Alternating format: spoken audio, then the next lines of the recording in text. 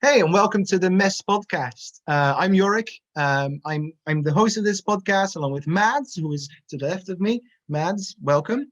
And we have a Hey. very special guest today, namely Jig Dubé from Zig Mentality. Jig, welcome to the show. Yay! Thank you, man. Thank you, Thanks. guys. Hell It's yeah, awesome, repping the awesome to merch. be here. Yeah, Yeah, thank you for also I'm thank you I'm for revving my provincial merch. I think this hell is yeah, Ville de Quebec, Quebec. Hell yeah, which Quebec which doesn't really represents. it does this doesn't mean anything. I should have put another shirt on actually. Now that I think about it. Well, I mean, I've Yeah, where's pictured your on. merch, Let's Yorick? go. Yeah, Let's hell yeah. go. Yeah, we're I was talking to some Dutch friends. We have like a WhatsApp group with all of our Dutch friends from the NRM, and we're like trying to get the NRM bands like more and more on the radio because they Right like on. listen to us. We're like their NRM go to with like so we're like we keep requesting everything and stuff. Mhm. And FamFan has been on the radio twice today. Oh, Like nice. during lunchtime as well. So that's nice. Um, yeah. Anyways, welcome to the show. Thank you for wanting to join us. Yeah, dude. My pleasure. As soon as I heard what you guys were doing, I was like, yes, this is what this community needed. yeah. So I mean, good on you guys. it's one of Mads's ideas again. Right on. Mads is her brain never sleeps. It's yeah. True. Oh, it's a good idea. It's a good idea. You guys beat me to it.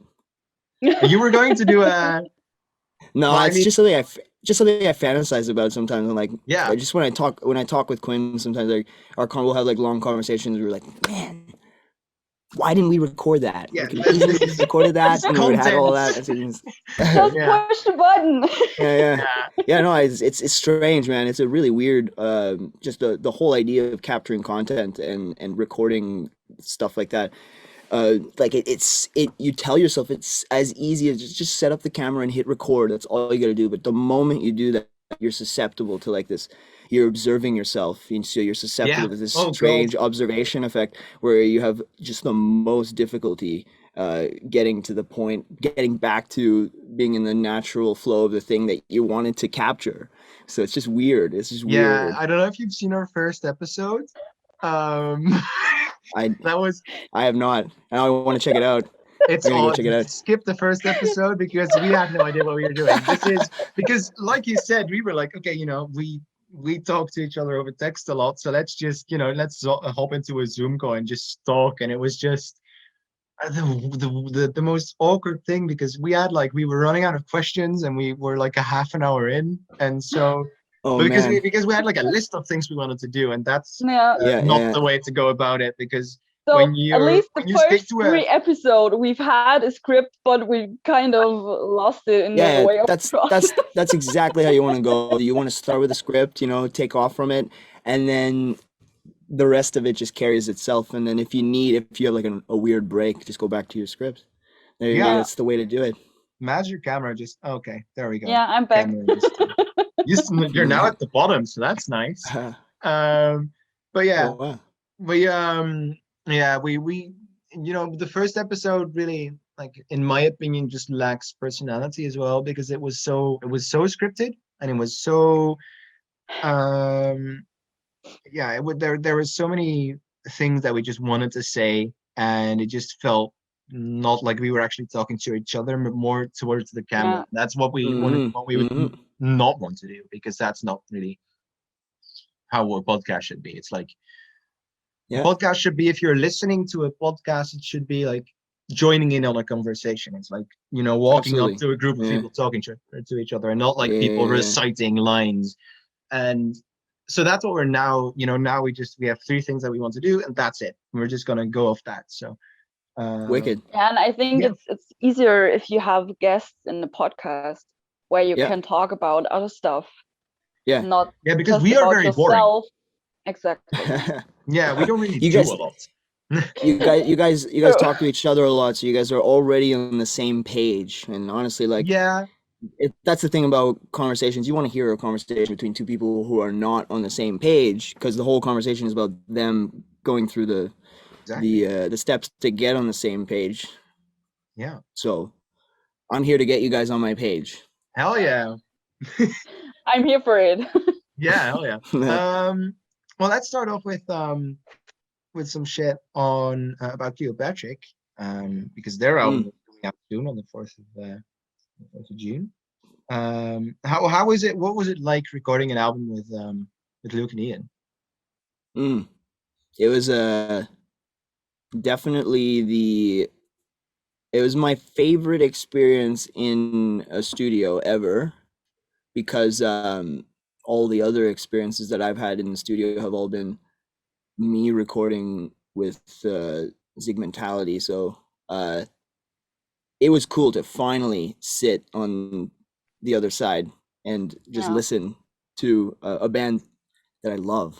That's the first time I ever had that experience, and it literally made me fall in love with the whole process of producing music because I'd been used to the first person version of it, Yeah. which and a lot of it is very stressful. Like I like tell you, like just being in the studio, especially for singers, it's so stressful because you're not thinking about you're not thinking about anything other than making sure your vocal cords are ready to record.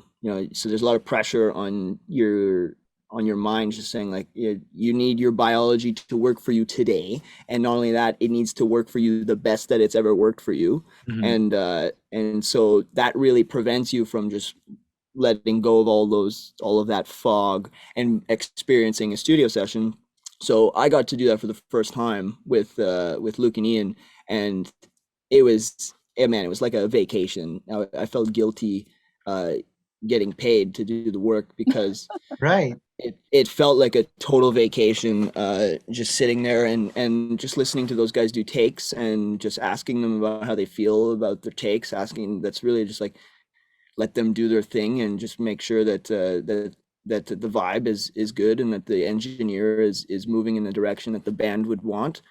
Yeah. And it was an honor and it was funny. Like we'd laugh so much in between, like watch YouTube videos in between breaks and stuff. Like I just can it imagine. was just a lot of bonding and just having a really good time and just all of the music around it, like going back to our Airbnb and like setting up my little speaker system and then playing the rough mix that we got from the studio and just imagining like all the things that we're gonna do to reamp stuff and to build on that and before we go to mix and stuff.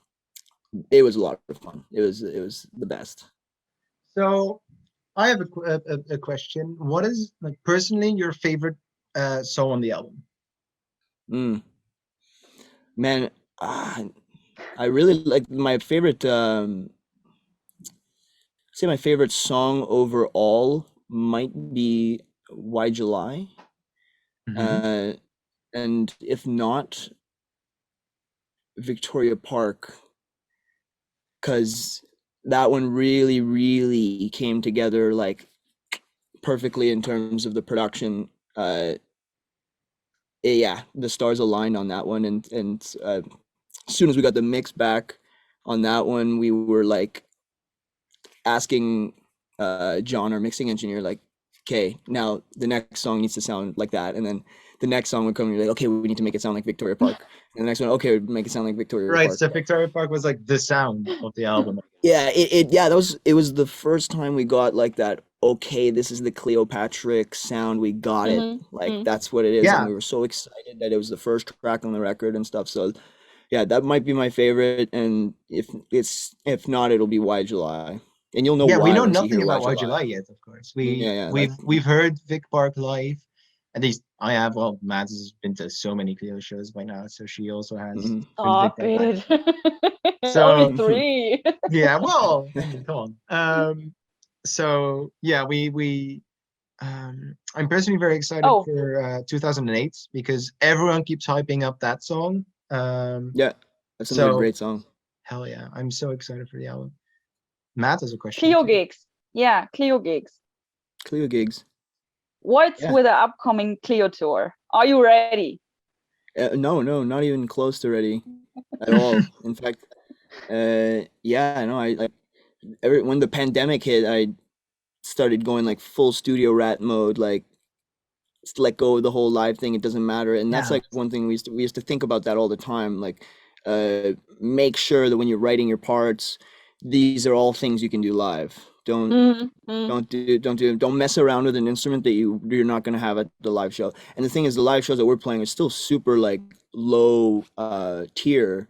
Like Mm, it's not the kind of show that you bring a keyboard on because you got one song that needs a keyboard, or like like a whatever it is. It's not the kind of tour that you do that for. It's like a just like right. pure like punk rock and roll kind of tour. So just do it live. But during the pandemic, I was like, we might not even ever be touring again. Yeah, So why should I think about how I'm gonna play these songs live? And I kind of just went through a couple of moments where we let go of all of that and we started messing around with other things, and like gradually we ended up at I, which is like a pretty distant departure from the Yeah. instrumentation that we'd be using in a live show, but the vibe nonetheless felt there. And so we were like, okay, cool. That's a whole other dimension of making music.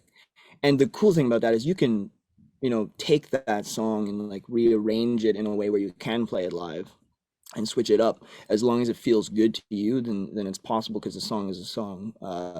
But it's just a completely different way of making songs and a completely different way of making music. And now having to get back into the whole touring thing, like full out, and going back into the first mode, it's going to take a lot of mental preparation. I think just get like I'm not used to singing sets. I haven't sang full sets and screamed my ass off for half an hour and then done it the day after and then the day after and then the day Yeah. after in a long time. So it's going to take some building up to get back to that point, and just rehearsing together and playing the songs and getting our set back together. But we have a lot of tools now that we've never really had on tour that like are going to make it a lot more interesting. I think like particularly our BMFs. That's going to be like, I'm excited to tour just Have you thinking about ever the BMF. have you toured like since yeah, have you toured since the EP came out? Nope, nope, No, so never. you haven't played like Best Direction and I and stuff live. Yeah. Nothing. Yeah, That's yeah, so I so want to go interesting. to America. Yeah, yeah. please just I know. please do a I miss you do a guys over European here. tour. As That's going to be good. Europeans. Well, tell you what, the American tour will be some good practice for whenever the European tour comes around. Oh yeah, So they're like the test shows, and then we will get the real shit. exactly, it's Yeah, like that I sounds like a this. need that plan. sick Yeah, vibe. Need that Mhm. sick vibe. I'm gonna see Cleo at the Lowlands Festival in August. Nice. Because tickets sold out in 3 seconds. People just really because like it's actually going ahead. The festival they're like actually Mhm. like they've confirmed that it's going ahead because they're doing uh like testing before and during and after. So everyone everyone there is negative. Um, Yeah. so they have confirmed that it went ahead, that it's going ahead, and people just want to go to shows again. So there were like Mm. I think there were like 3,000 tickets available because they were like they carried over from the year before, Mhm. and the 3,000 tickets sold out in 3 seconds, and I was one of the It's lucky ones awesome. along with like a friend of mine. Justin, we got tickets, so we're going to see Cleo in August. So that's absolutely insane that I'm actually going Good to for you see them again. guys. And it's just, Oh I yeah, post pandemic too. You'll see them post pandemic.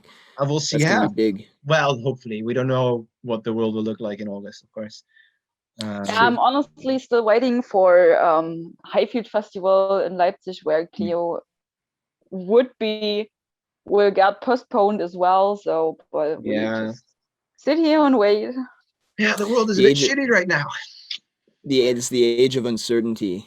Yep, Yeah. and we've been in it for like more than a year now. But if the Highfield get postponed, I'm gonna go full mode, full on, and go to the UK gigs in November. So We've already, you've already bought tickets, right? Yeah. Let's go. wow, I 4 days. I didn't because I have 4 festivals lined up, so I already spent 1,300 euros this Man, year on you guys are real music fans. I have it's awful. I keep buying Can't Oh help vinyls yeah, it. even though I yeah, have to yeah, pay rent, but I keep yeah, buying yeah, vinyl instead. yeah, Like yeah, yeah. yeah, I have like 60 vinyl right now, and it just keeps getting more because people keep releasing albums, and then just Yeah, that's every never gonna time stop. someone announces an album that I'm a fan of, I keep wanting to buy them, and I keep doing it as well. So yeah, it's a problem. Mm. It's like my number. I think I spend more money on music than on my own rent. So Vinyl addiction. yep, Yeah, big yeah. time. Yep, yeah, it's a That's good, man. Honestly, if most of your money was going towards your rent, you wouldn't have much to speak for in terms yeah, of yeah, your that's living. true.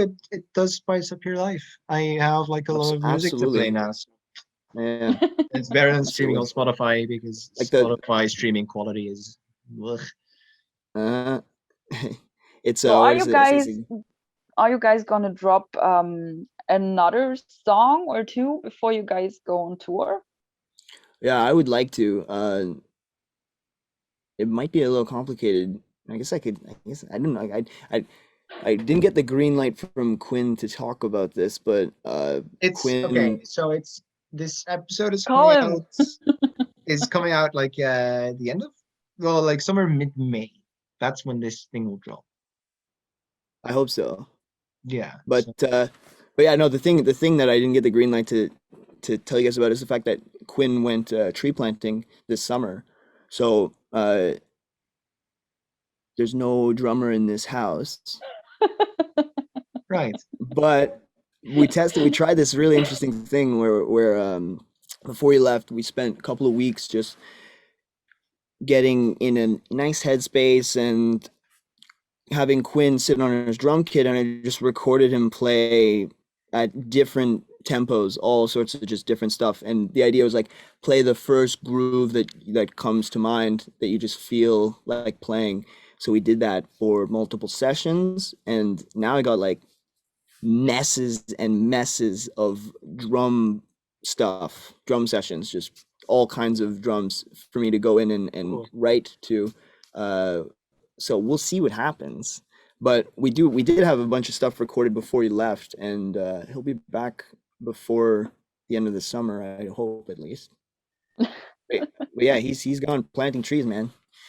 Doing the good stuff to save the world. Let's Hell go, yeah, Quinn. saving the world. So cool. Yeah.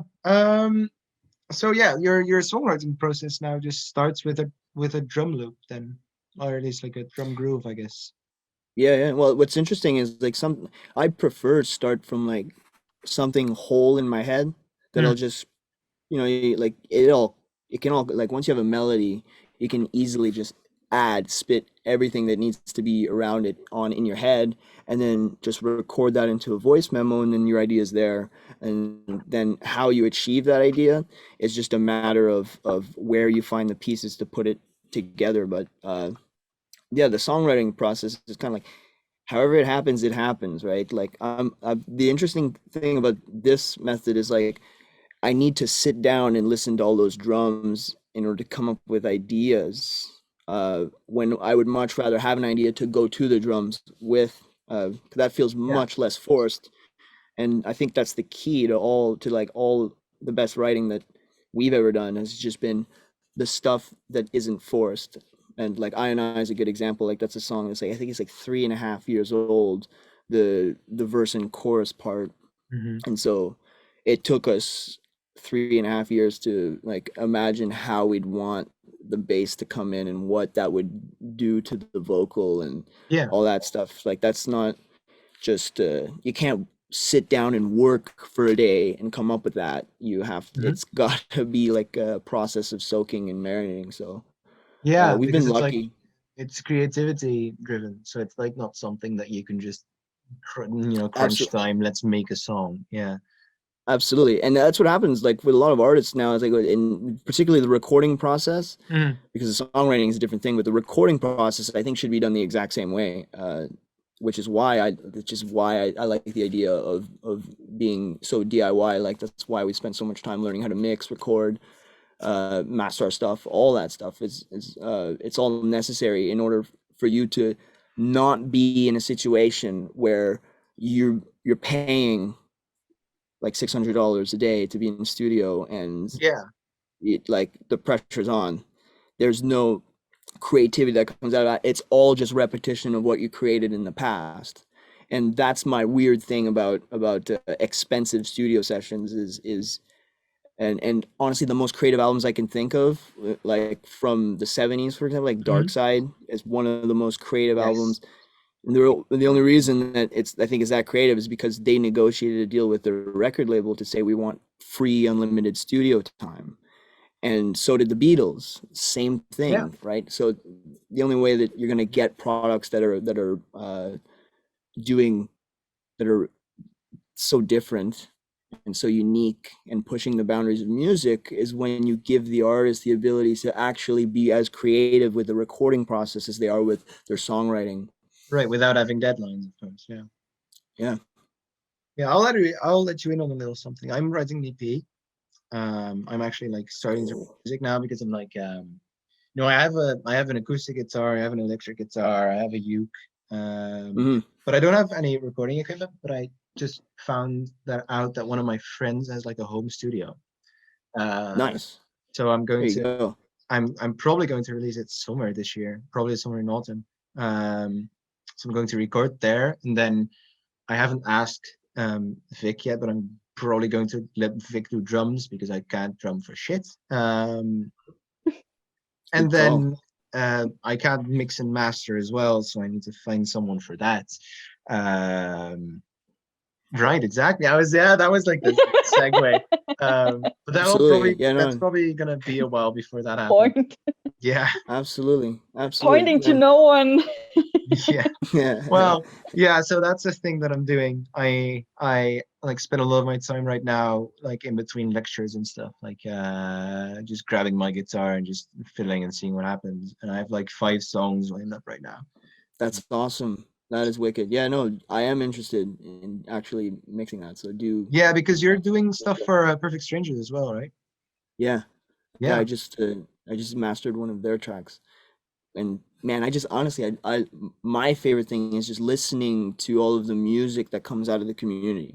That's really what Yeah. it's Yeah, I'm and just gonna I'm just really excited to actually get stuff out in the world because I have like a lot of voice memos. go. I'm just sending it to my friends, like, Yeah, listen to yeah, yeah. this, Let's Uh, go. and they're like actually like doing constructive criticism as well. Like, oh, you could do Yep. this a little more like this, and this sounds a bit Nice. too much like this song. And I was like, yeah, I listened to that a lot when I made this. So like Mm-hmm. influences that I didn't even know were a thing.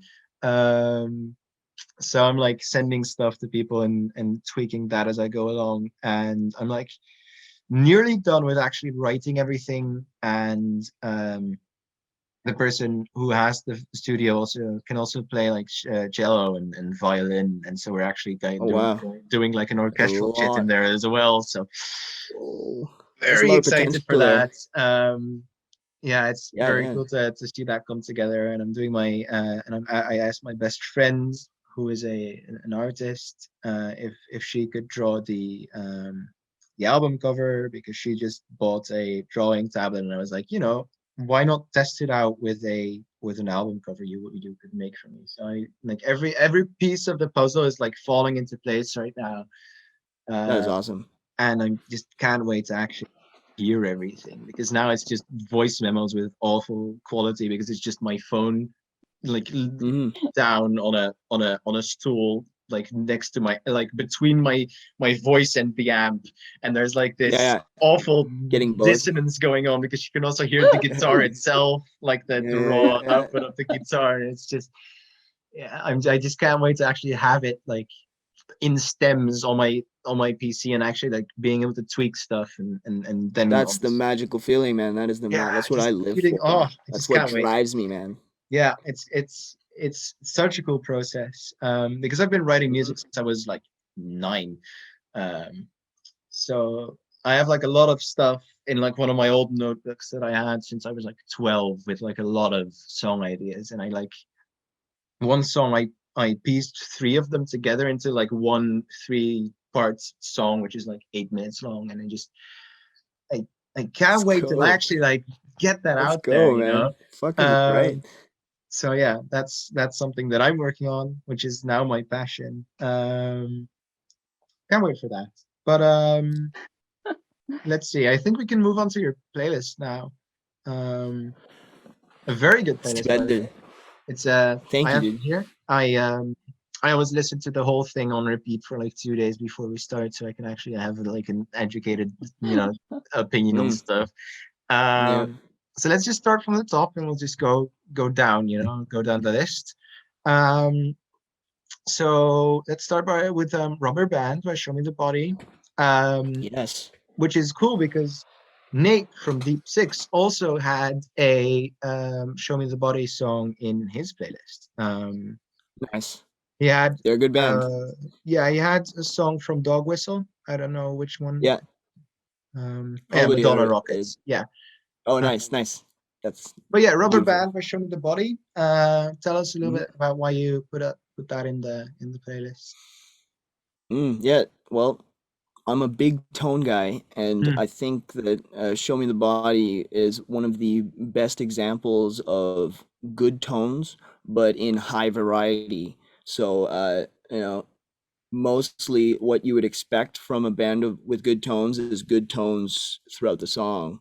But this track in particular has a breakup at the second verse where the tones all change, Hmm. and all of the tones go from very, very good tones to more very, very good tones. And so Right. that's like, I have so much respect for that. And as soon as I heard it, I was like, that is This is it. that's something I want to accomplish with our music, and pull it off in a way that's tasteful. Because when you change everything like that, it's hard to sew it all together so that it feels cohesive. Yeah. And I felt that they did it so well. So I threw that Right. on there because I'm like, that's a bomb rock track. And on top of that, the EP is Hmm. very good. It was a bit of a departure from Dog Whistle in the sense that they seem to, I couldn't confirm for sure, but it seemed that they went from working with a producer, a well-known producer actually for Dog Whistle, to working with more of a close circle for this next Right. project. And I kind of like that, and I think that was a bit reflected in the sonics of it. It sounds more Show Me the Body to me, if you will, uh, just because I'm a Chris Cody fan, and and he's the guy who mixed and produced Dog Whistle, and Yeah. so like when I listen to Dog Whistle, I hear Chris Cody and Show Me the Body. Yeah, that's But the with thing with this record, yeah, that's the thing with the Clio record as well. With like this the songs we've gotten oh yeah, for Bummer, we like I like when Good Grief dropped, I was like, yeah, this is you can just hear your influence in it, and you hmm get like the Zig vibes, like the Zig, notes of yeah, Zig, I guess, in the Yeah. in the Clio stuff, and it's yeah, I just really like seeing like I like when listen to an album, I also look who produces it and what other stuff they produced. So there's like, oh yeah, this does sound like this other stuff, and like hmm making those connections, um, something I yeah. really like. The cool thing about doing Cleo is like that's why I think we're such good friends with Cleos, because um like my approach with them was pretty hands off. Like my goal as a producer was to empower them to make music the way that Quinn, Liam and I make music, which is a DIY approach. And like I didn't want to get in too much of the way, but what we found out, like as we were going, is like Luke's preferences for how the guitar tones stick out are the same as my preferences for how the tone sticks out. Yeah, So same thing with Ian's drum tones. He like and it's just a question of like, in making the artist realize that you don't need to settle for how it sounds coming out of the studio after like it's been generically recorded, because the recording process is just capturing everything neutrally.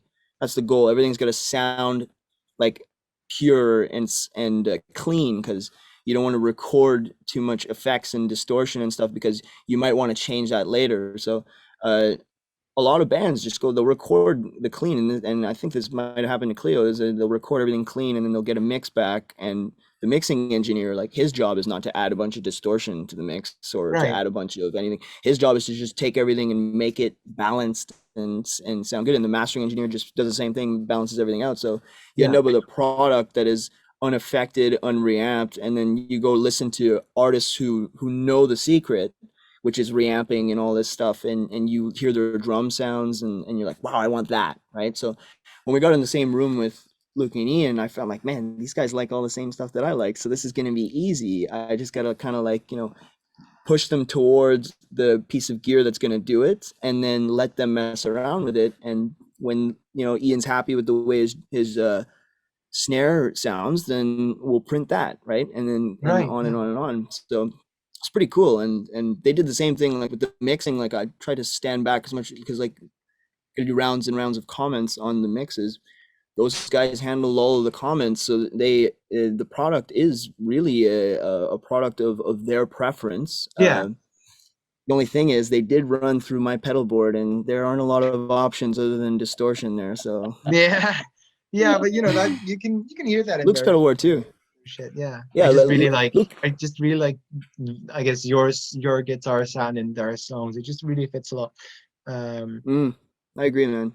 Makes me happy to actually like That's have. I really like how you let them find their own way. Absolutely. Like, Yeah, it's don't good for a pressure producer them. to not actually like have too Exactly, much. yeah. Yeah, because I it's think that's that it's still their music. So yeah, I think that's all Yeah. a producer is really, like, that's a producer is a person who empowers the band to sound like the band. And Yeah. that often, like, I really look up to Steve Albini, who is exactly that type of producer, so much so that he doesn't even call himself a producer. He just calls himself an engineer. But he's just like the guy who takes what the band gives him and he makes it sound dope. That's what it is. yeah, and that's what a producer is. And the producer shouldn't like say this sounds dope. It's like more exactly of this. that's yeah. Yeah. It's more of like a modern producer thing. But yeah, I definitely like the idea of empowering the artist, because that's what I would want as an artist. That Yeah. shows in how amazing the songs sound so far. Like, oh, Absolutely, yeah. just can't wait how it for how it translates to vinyl, because That'll be high quality interesting. streaming. Oh my god, with like Yeah. those with a crunchy guitar sound. Oh my god, yeah, can't wait. Anyways, your second song was "Torn Up" by Radio Prince, whom we've had on the show before. Yes. I think it's their most listened song, like their most streamed song on Spotify. It might be. Yeah. I think Yeah. so. Yeah. So why Torn Up specifically? Because I think Torn Up has one of my favorite BMFs ever, and it's I think in a significant way that song kind of like made us realize that it's okay to have an instrumental riff in your song and to push it hard, and it will translate well live. Because yeah, when I like watching Ready the Prince perform that song and being in the room and Yeah. hearing that Yeah. part hit, it's such a moment every time. And so whenever people ask me for suggestions on good rock songs, that tends to be pretty high up on my list. And it's like Literally I think everything. there's Yeah. beautiful. Yeah, I still haven't seen Ready the Prince live because they just don't come to the Netherlands. That's a problem. Yeah, because they supported Cleo on their Yes. EU shit, Yeah. and then they played in Amsterdam, but their venue had like another show like right after Cleo's, so there was like no space for them to perform. So I saw them and I met them, but I haven't heard them play yet. So that's like Oh my bucket list shit. Yeah. yeah, no, those guys groove live. I just want to see Dan, and just, Yeah, man. he's such a That guitar is crazy. god. Oh my Those god. guys are honestly like talented, like musicianship, like Yeah. like Yeah. the stuff that we do is just like it's like good production, good tones, well, like writing, don't like cut yourself short. Come on. no, and like we are like no, but like that you like on some level, like it gets to the point where like as a musician, it's very clear when you're outwitted by a real musicianship, and that's those guys. Like Yeah, Dan is just such a good guitarist. It's Yeah. the crazy like the awesome. intricate details on it, because like there's a big difference between how Cleo uses guitar in their songs and how Ready the Prince uses Absolutely. guitar in there, because Absolutely. Cleo's guitar like is nearly like you could even, it's like a, it's like how Royal Blood uses a bass. It's like really, Mhm. it's more like a bass sound than a guitar sound, I Mhm. guess. And Yeah. the Yeah. Prince really has like a real lead guitar in there as well, Yeah. Yeah. and that's not, They and yeah, and Cleo doesn't have that as much because it's yeah, no, really they just, it's like just, it's mostly it's just what you get on the guitar. yeah. Whatever Luke is playing is what you're hearing. But the cool thing about Ready the Prince is you hear the bass take off and you hear Yeah, the guitar take yeah, off in Yeah, and there's like completely different layers of directions. yeah, shit. Yeah, oh my god, And yeah. and man, what's really cool about music is you can create a moment. They do it a lot where the guitar will take off and the bass will take off, yeah. and then everything comes together And for then the just weaves BMF, into I have one and thing. goosebumps right everything hits, now. and Yes. then you're Oh just my like, god. wow, Yeah, And that's that's yeah. how you make good music. 100%, Yeah. 100%, Yeah. I have 100%. goosebumps now, Jig. Yeah. It's just Didn't the even. way. Yeah. So next song, It Might Be Time by Tame Impala. Um, I Yeah. mean, I can already tell this is another tone song because the way Tame Impala makes Yes. music is just, oh my god, I have the Slow Russian vinyl. It's my favorite vinyl because it's mixed so well and it translates so well. And Yep. oh my god, Hmm. yeah, Yeah. No, I can't amazing tell you album. how big of a fan I am of Tame Impala. Like that's another perfect example of how an artist can work so much harder when they're doing it themselves and make something so much more special. And I think Kevin Parker is a perfect example of that. In that song, I think everything hits in that song to me. Yep. That's perfect. That's perfect writing, perfect arrangement, perfect tones, uh, like everything. And there's a particular thing about that song that really reminds me of a Crime of the Century, Supertramp. Right. So, Yeah. I haven't even. and Right. and I was like, okay, honestly, like usually I'm like, that's kind of whack. Someone's ripping off the Supertramp tone, right? And they're even playing it similarly, right? Right. Yeah. But he incorporated it in a perfect modern way. It sounds nasty. It sounds like it can appeal to people who love hip hop. It sounds like it can appeal to the people who love the 80s reminiscent pop that is around today, like the weekend style stuff. Yeah. Oh Uh, my. Yeah. Exactly. It's Yeah. He just has that he, mass appeal situation where it's like he has bits of everything in there. yeah. It's And I just think that's just because he does what he wants, and he can mix his own stuff, and he's not worried about paying for yeah. studio Didn't he time. like And move into a house in the desert somewhere to like actually so that he didn't I like think it's any have Australia any on the outside. beach. Yeah. Oh, Tame Yeah. Impala, amazing artist. Big fan as well. He's Yeah. he's like understated in how good he is at making music. I think people just take Yeah. his shit for granted.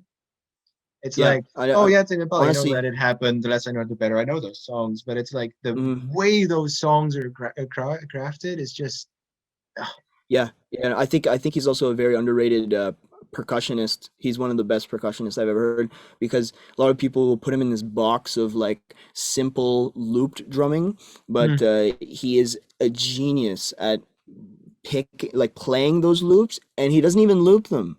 Like he'll loop most of it, but he'll make sure that he adds a one little extra kick somewhere in there so that it's not actually a perfect loop. yeah. And in addition to that, he's just adding accents and grooves, like the way that he plays his hi-hat. Quinn and I talk about it all the time. We just can't get over perfectly it sounds like he's literally like the drum machine playing drums Yeah. on a Michael Jackson record or something. Yep, it's really yeah, that's a, like the 80s vibe as well with like the It's yeah, yeah. yeah, like the okay, I'm gonna make a very awful simile here, but it's like the drums and like Phil Collins stuff. It's like Yeah. very Yeah. crisp and just it just hits right, like Mhm. the drum Yeah. intro in Studio by Phil Collins. It's just, it's Yeah, yeah. that crisp, really just yeah, oh, amazing stuff.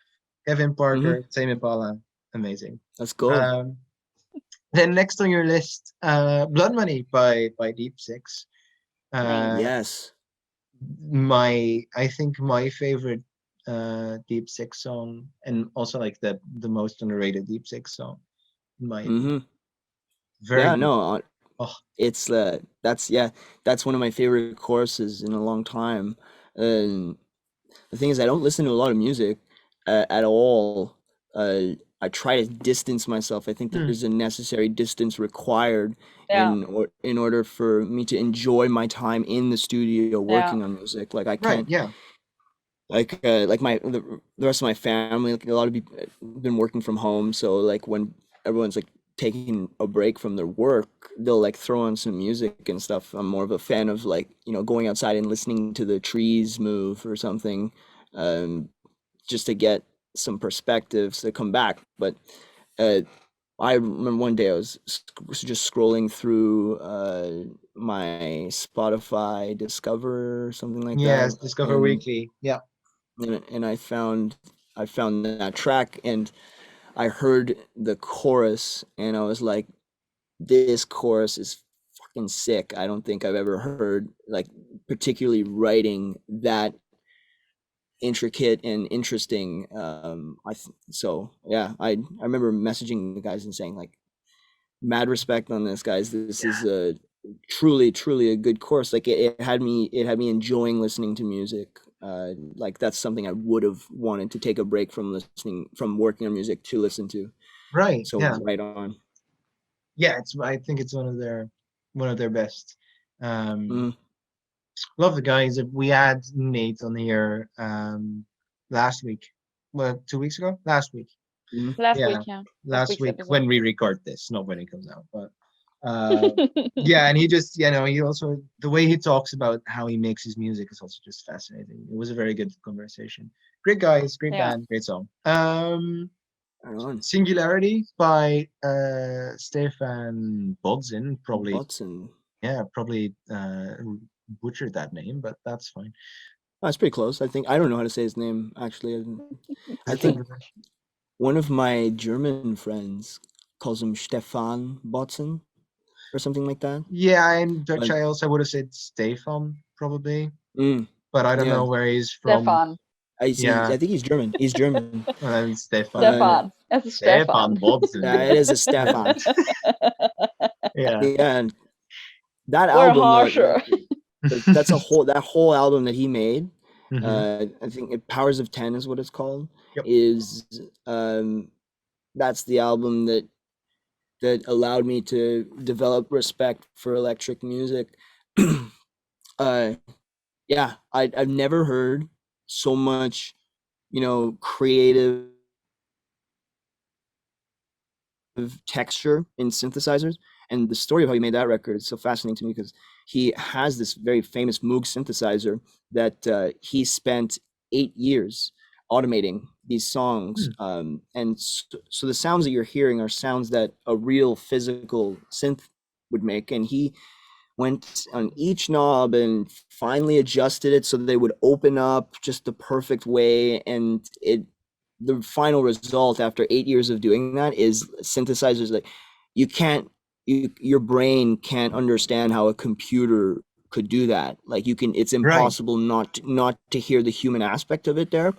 And it's got all sorts of fantastic tones. The clarity of the mix is through the roof. The low end is some of the best I've ever heard, and the choice of melodies is in any genre incredible. The way that he chooses his melodies and the way that he prints them down. So it turned me into a techno fan, for that type of techno. Like very particular about my techno now, but yeah, Yeah. that's one of my top listened to albums. I'm sure like that's an album that I can listen to it on repeat for a full night of partying, or doing substances and just enjoying myself. I mean, I don't think Why It's we're a not? family show. I don't think I mean, people Yeah, know. Come just on. listening to music and Yeah. eating bread. Eating bread, Doing things. Yeah, you know. getting high on gluten. Yeah. Hell yeah. Gluten for gluten. Yeah.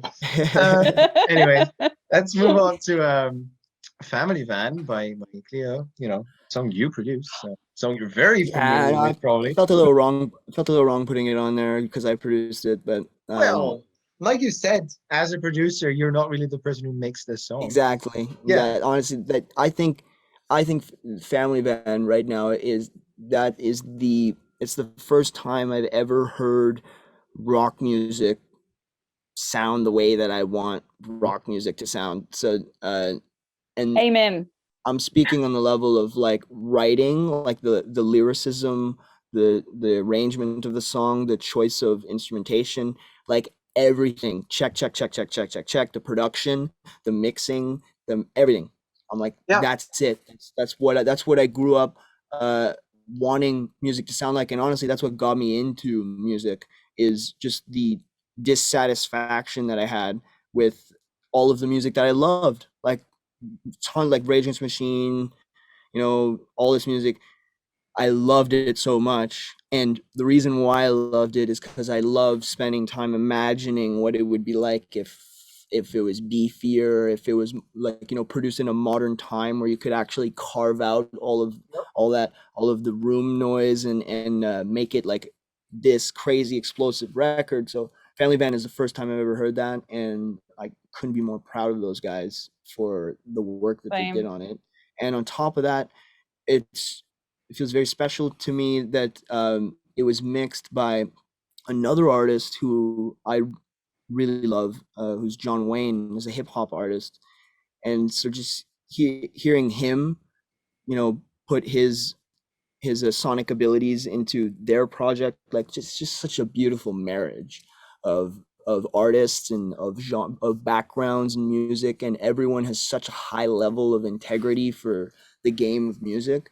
Um, so it just comes out like as the perfect project for me. So that's Yeah, just a I like how the new Clio sound has like a lot of, hip hop influences as well. You get like the I don't know if you could call it like 808s, but like very, it's a lot more punchy and mhm. like in like contrast with how the boys sounded. It's like Yeah. way more punchy and yeah, it reminds me because like the snippet we got of Victoria Park, the part like I don't know if it's like a build up to I don't know where in the song it is.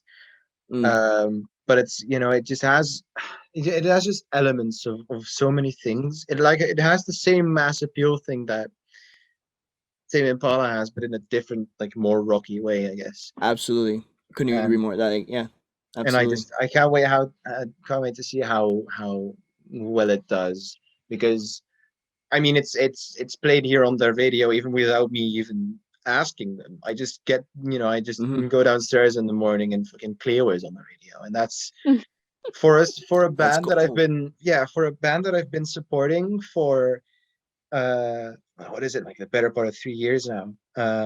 Hmm. It's Yeah. it's so cool to see them, to see them grow and to see where they go. And I think the first Absolutely. time I heard Good Grief on the radio without me requesting it was like one of the craziest parts of like my passion in music, because you just go downstairs and you hear the band that you support through and through for like more than 3 years, and you just hear them on the radio, like, Mm, so because it's like the fifth biggest radio station in the Netherlands, and so that means that millions of people listen to the song that you like actually hear you have a so history much. with. It's so weird to have that It's situation. Oh It's yeah, and I had one of those the other day.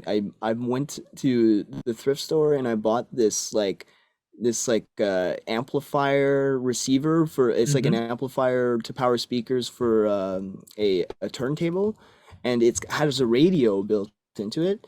And so I set it up. I plugged it into my speakers just to test it to see how good it was, and I was like scrolling through the radio stations, and Yeah, then I'm just listening to the Drake, and so I'm like, That's so weird. Like that's That's so weird. Like that's reality. Like it, yeah, like that it aligns. Like the two things align like that in what is a snapshot. You're just grabbing frequencies that are yep, traveling through the earth, and you grab it and you decode it with this machine that's been around for like so years, long. like And decades now. It's like an old machine, and it yeah, plays back something that you were in the room while it was being made.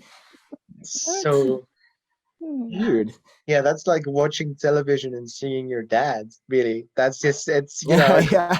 it's it's so weird to have like something so personal to you, like something Yeah. so near and dear to you, like out there, just in in the wild. Like I was in Amsterdam a couple of weeks ago, and there were like Spotify does stuff in the Netherlands where they just have posters of like with like those Spotify codes that you can like scan and then you play the song. Mhm. And there was stuff from Grandson's debut album, and I've been a Grandson fan since 2016, and that's like something that's Mhm. so personal to me. It's like one of my it's like one of my characteristics, like one of my personal, like one of my personality traits. And just to see the face of the person that you have watched for 5 years just in a city, like in the capital of the country that you were born in, where people just Yeah. walk past and you just see, yeah, that's it's insane. And I Yeah. just can't wait to see how well Bummer does, and to see how well it grows, because it's already big here. Mm. There's like a dedicated community here as well. Like a very Yeah. big part of the Discord server is Dutch, um, because Oh, right on. they just get repped on the radio here a lot. So Oh, right So, on. and I hope that Cleo gets even bigger through the Highfield Festival. I don't know So how big that that festival is, but yeah, so that the German people can get more into those rock stuff. I yeah, think Mm. we're kind of behind. behind, yeah, very Yeah, I behind. mean We're not open. We're not that open to new rock music from other countries. That's what I Okay. have the feeling. Yeah. Like Cleo in UK, big. whole different situation, Hmm? Yeah. crazy Yeah. stuff going on Yeah, there. yeah. So yeah, So and in Germany, it's like I don't meh. know. I don't even know if they have played a Cleo song in the radio Is it already. No, is exactly. the is the radio mostly like German speaking? Because I know like Not really, no. More of the pop music, okay, Yeah, it's like pop. Justin like Yeah. Bieber. charts Yeah, and Justin something like Bieber. that. Yeah, Yeah. Yeah. unfortunately, yes.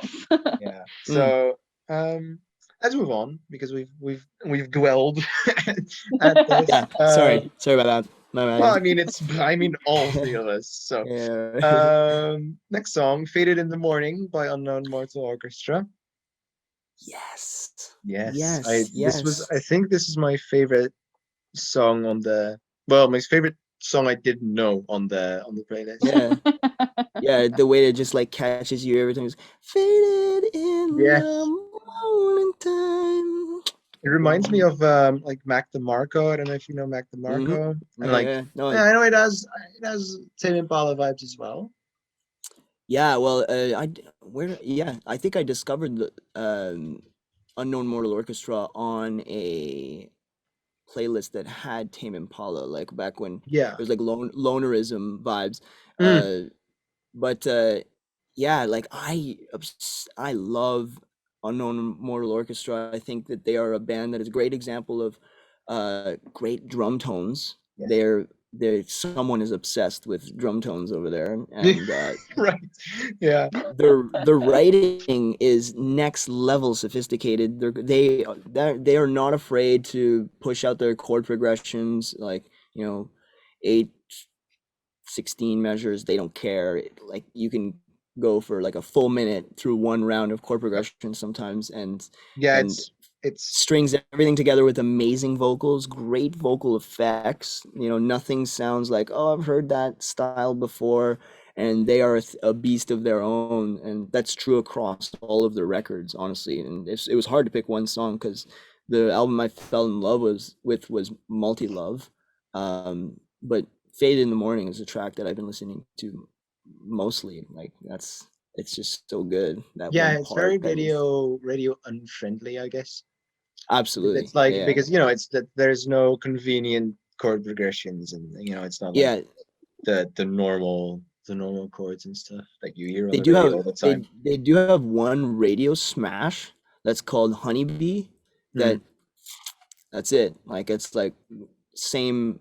It's the exact vibe you need for like a chill radio station, like Yeah, some that are playing some stuff that you like. I see It's that some So ear Good at Being in candy. Trouble has like 111 million listens, Yeah, yeah, just no, for the it's same no album. joke. Hell yeah. No.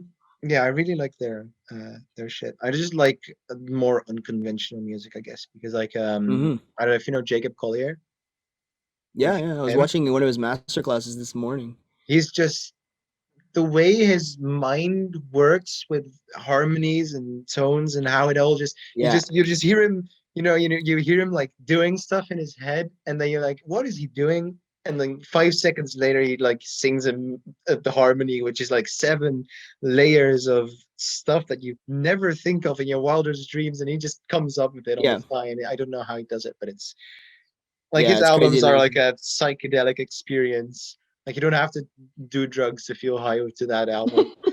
yeah, no, it's true. Yeah, he it's like most people, like the average human can only cognize up to four things at a time. Mm. He's definitely on six Oh or seven, God, yeah, for but that's sure, also for why sure. he's He's like, winning Grammys left, right, and yeah, center. So of course, like it's full pure genius. Anyone literally, who is arguing that is I don't know what they're doing. yeah. Waste. His new album Jesse Volume 3 got like a Hmm. Grammy nomination for album of the year, and I saw like angry BTS stands that their album didn't make it, and I was like, listen to this album and compare it Yeah, to what yeah. BTS is making, and just Please. listen. Just Like, don't, yeah. without bias, just listen to what he's doing and listen to what BTS is doing, and just see Mhm. how that compares. Yeah. Yeah, yeah. So Here It Comes by Benny Sings. Yeah, that's another great artist. I honestly, I don't know if you listen, like, while you're listening to the playlist, that must have been one of the songs that when it started, you were like, whoa, that sounds good. Yep. Because those drums, like, this is honestly a perfect example of a perfect arrangement. Because the thing is, Spotify now and streaming platforms, everyone's normalizing their volume to average level, which means Yeah.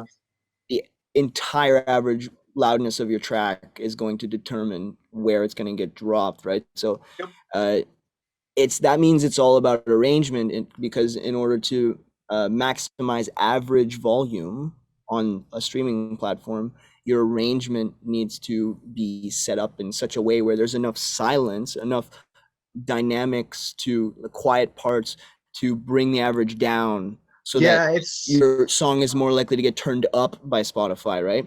yeah. So That's why I think it's so weird that yeah. That's why I also like don't prefer Spotify, because it's like yeah, it they're can be really strange. messing with.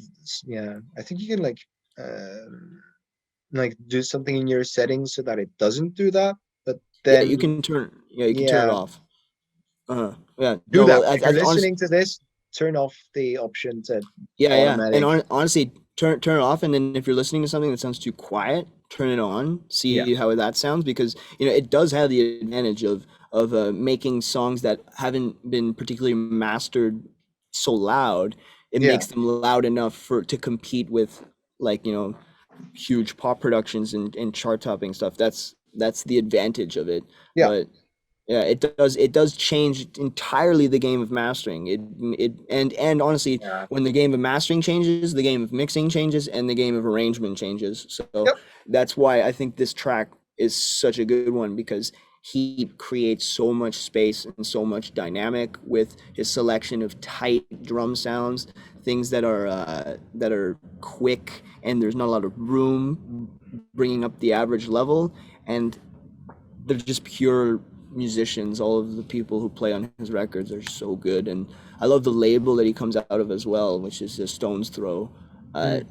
they have so many good artists on Stone, and they're not like a genre kind of label. They are all over the place, and it's just people Right. who have that mentality. So That's a great one. He did a track with Mac DeMarco as well, which was Oh, fantastic. I just love Mac Marco as well. He's just Yeah, so he's another he is DIY like king. he's like chaos. Yeah, That's the that's the noun to describe him. It's just his music is just all over the place, but in a very good way. Um, yeah, I really like his stuff as well. So let's move on to Rat Race, by Bob Marley. yes, Hell yeah, some reggae yeah, vibes. yes. So Babylon by Bus is my most listened to album of my life. Mm-hmm. Um, and Rat Race is probably just one of those songs that particularly has been really resonating with me, just because I think the lyrics can be printed onto what's happening today in a Yeah. beautiful way that really solidifies the fact that Marley was not just a musician. He was a philosopher. He was an icon. He was a symbol for the ideal human in many respects. So yeah, I listen to that album all the time. It's a it's a big part of my life, and yeah, reggae is that's the thing. It's a live genre, so it makes sense to be choosing from a live album. Uh, that was recorded, like some of the maybe that song, like I will check. That might have been a recording taken in Amsterdam. Um, Oh no, that's no, France. Paris. Yep. Yeah, okay. And yeah, so that was all these recordings on this album are mostly Paris. Yeah, you're right. Yeah. So, but they were all taken on a European tour Right. that was like they had two tape machines. This is back in the good old days when Right. you'd have to bring tape machines, and if you wanted to get all those channels, you brought two of them, and you recorded everything to tape, and then they brought it into a studio, and then they mixed it, and it sounded that good. Yeah. Incredible, Insane. incredible. Yeah, so the performance, and like honestly, like that is, if there's one album I suggest to people, it's that. Like, just you want to listen to an album, like, and that's my you can bring one album onto to an island kind of thing. Right. Yeah. It's You're actually stuck on an yeah, yeah, island, and all you have is an album, which would be a shame because I wouldn't have the vinyl, yeah. the You don't have the record turntable player to and play it the with. And it's like, electricity. Just to look at it, the memory. but that's the album, man. It is so good, and it never gets old. There's so many nuances that you can never sing along to it Yeah, but perfectly. that's the You'll thing never with the live. remember it perfectly. Yeah, Yeah, that's the thing with the it's live so album. good. Love it. Yeah, the next one, "Follow God" by Kanye West on Hmm. his controversial album. The Yeah, yeah, Jesus yeah. King is his gospel weird Christian music album. Yeah. Um, Personally didn't really get into it because I'm a huge fan of My Beautiful Dark Twisted Fantasy and Hmm. Kids See Ghosts, I guess, with a, if you can say that is a Kanye West album. But And it is to me. Yeah, I think yeah, that. it's like Kanye and Kid Cudi, which is also one of my Yeah. favorites. Um, Hmm. Hmm. that album got me into hip hop, but I didn't really get into the Jesus King album. But explain Never your did reasoning. I. Yeah, oh no, yeah, I didn't resonate with the album entirely at all. I thought it was a, you know, it's coming from a different angle that Oh yeah. I would need more perspective on to Hmm. fully appreciate. But one thing that I can appreciate, that I grew up appreciating, was gospel. So I did enjoy the aspects, like the choir, the integrations Hmm. of the choir, because, like, no matter what you think of Kanye and even the whole religious approach, there is something absolutely incredible about gospel choirs, and it's a perfect representation of how human beings, we are the only species, the only living organisms who cooperatively sing, right? Yeah, that is true. Because there are birds who sing, but all other birds, like all other species that sing competitively, trying to get trying to hog attention so that they can attract, Right. other birds or whatever it is. But we are the first and only to cooperatively come together and say, okay, I'm going to make a note and you're going to make a note, and the effort is for us to do something together. Yeah. So choirs, in a sense, are a physical representation of human beings cooperating, and the sound of it is beautiful, right? And that to me is like, when I hear the sound of that, I'm hearing cooperation. I'm like, whoa, I think that's why it gives me the shivers. But that track, Follow God, doesn't have any choir work on it, but it has a boss sample. I think the sample is just like, you ignore the lyrics, right? And you're listening objectively to the groove of the sample. And Kanye is very good at samples. I don't know yeah, where he yeah. gets them from, but I won his So music library. that's one of my favorite selections ever. And the other very interesting thing about that track is that the kick is stereo. It's very, very stereo, and that's super uncommon with kick drums in most, Yeah, like, right. because it needs to be in the center, because the center is where your subwoofer is going to align, and that's where all the low end sounds best. But when you listen to Follow God on headphones, you feel the kick tickling the outsides of your ears, Right. and I did a bunch of research as to how he might have achieved that. I couldn't find anything, and I've tried a bunch of stuff. I can't figure it out. It's just incredible to me that someone was able to pull it off so perfectly, and so I love the song for it, and I Yeah. love the vibe of the sample as well. Speaking of choirs, Mm. we've gotten Cleo's videos where, like, in the after credits scene, there's choir stuff going on, and no one's been talking about it, and I don't know why, because a choir on a Cleo album will be so cool, but no one's talking about it. So I know you can't probably disclose anything about it because the album's not out, but I just wanted to Yeah, say that I'm very excited to see where that goes and what song that goes cooperation. with. Yeah, exactly. Yeah, it just reminded me of that part of the Cleo behind the scenes videos again. I Hmm. just want Lorik, to.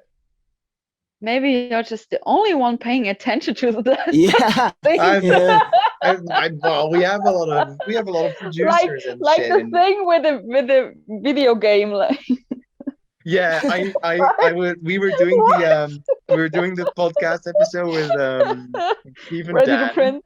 Yeah. yeah.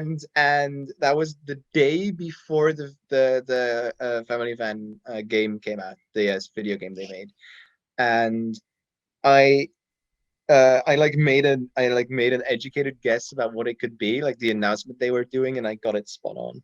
And people were, oh, what if it's like a live stream tour? And I was like, guys, it's literally just right in front of you. But Yeah, yeah, yeah, I just can't wait to see where that choir comes into play. And yeah, that's about it. What I wanted to say. yeah. Cooperation. Cooperation. Yeah. So let's move on to Psychiatrist by Bronco. Yes, yeah. They might call themselves Broncho, I don't know, but uh, that album is another DIY album. Mm. But to me, the real power that album has is in the writing. I think that is some phenomenal songwriting. Just a good, like, easy record to listen to. Yep. And that song in particular has been for a very long time a song that I've desperately wanted to cover, a la big tones, like just really beef it up, because the guy just made it like it's almost like he was doing like demo work. At least that's the story I heard. He was just like doing demo work, and he got this album put together and he showed it to one of his friends, and then his friend's like, yo, people need to hear this. You should start a band. And so he decided to help him start a band. So he started drumming for him, and then and then that's how Broncho came to be. And then the next album came around, which is also super good. And then Mm-hmm. their latest stuff, also fantastic. They evolved dramatically.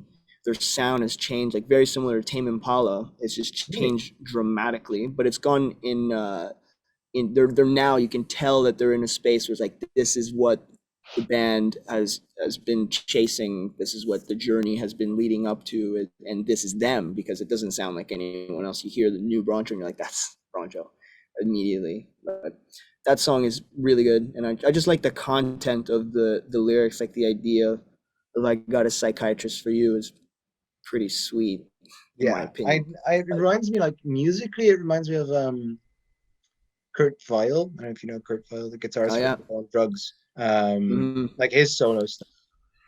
Yeah, yeah. It's like out there, but it's also like nuanced, I guess. It's like, it's like a mix of both. It's like very, like you said, DIY, but it's also like very nuanced, and it's like it's still like it's a cohesive whole. Yeah, yeah, Um, absolutely. Hell yeah, good song. Then we have Tesla by Wolfpack and Nate Smith, live at Madison Another Square. live one. Yeah, the live one again. Live music, just Yeah, yeah. different. No, honestly, like, if you want to hear Nate Smith drum, the best place to hear him drum is in his live performances. Yep. He's a genius on the drums. Fuck, I love Nate Smith so Yeah, much. I just really love live. Live performances of songs like on Spotify get a lot of shit because it's like, it's not studio quality, It's not beefed up. Yep. but it's you hear everything. You hear everything that they intend, like in the moment, and I Hmm. really like that, and I like hearing the crowd and stuff. Um, Yeah, yeah. so yeah, that Dude, kind of well, there's like a super great. You should check out. I don't know if you've seen the YouTube concert that they put out. They put out a video for stuff. that whole concert, and in it there's one song called Back Pocket that they perform, and they split the entire stadium into three groups. Like they run like a line down the Oh, center, yes, and they yeah, I do saw the this. three-part harmony, and you Yes, hear the stadium sing it, and it's just I another one of those shivers moments, like one of these, and you're like, I saw this oh, happen on whoa. Sick. they posted this on Reddit. Like this was on Reddit that they Yeah, like made a harmony like split into crowds, and in a the crowd, stadium. yeah, the crowd didn't know what they were. The crowd was like using this song, using this one, and using this one, and they sung it, and it was like a harmony going like Yeah, yeah. 20,000 It- people. yeah, the It's other beautiful thing about Wolfpack is like their audience is very educated. Like they do they're like all music students who came out of some prestigious music colleges right, yeah, in very. California. So they know their instruments very well. Like their bassist, I think, is probably the best bassist in the world right now, Yeah. Joe Dart. And even their guitarist, Corey Wong, is also one of the best Mhm, guitarists in the world. definitely. So the amount of sheer skill is just incredible, and the fans kind of follow suit. So it attracts a lot of very musically inclined, intelligent fans, and you could see that in the show because right before he assigns everyone their part, Mhm. he he asked the audience to collectively sing a D or whatever it is. Everyone sing me a D, and then the entire audience just starts singing that one note, and it Yeah. comes out to be the right note. Like you could watch and Yeah, confirm it people with on. perfect ears scare me. It is wild. It It's is I so don't I cool. don't get people with a perfect ear. I just, Yeah. God, I wish I had that skill. It's like the Apparently, this you can learn it. It's learnable. is Right? it? Like, you I Yeah. thought it was like Yeah. check something out that Rick Beato. Rick Beato. Rick Beato does. Love him. He I think he teaches people how to do it. I think. Well, yeah, I saw him. Yeah, I watch his YouTube set. I see him like dissecting like Billboard Yeah, yeah. pop bangers into like Mhm. and he says that he doesn't have perfect ear, but he can still like really just play along with the music, and it's It's perfect. It's perfect enough. really cool. Um, Can I drop so my favorite live album? Yeah, yeah. favorite live album, It's Linkin Park live in Texas and from this Okay. was what year was this? 2003. 2003. Yeah, Peak Linkin I Park, love this and that was one. like yeah. Let's have a look. Awesome. Albums Live in were out. Texas. I Oh, honestly have an SD of that one. this was the year Meteora came out, which is such a good album. Somewhere I Belong. Oh my God.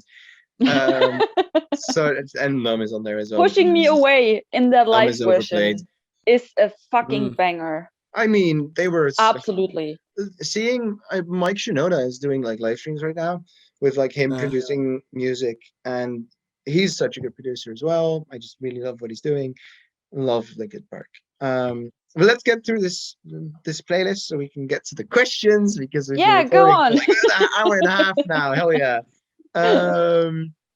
I'm Designer by Queens of the Stone Age from, in my opinion, their most underrated album, Era Vulgaris. Mhm. That's my favorite album by those guys. I Oh think 100%. God, Yeah. I have so many opinions about Queens of the Stone Age because I'm just I think like a big fan of them.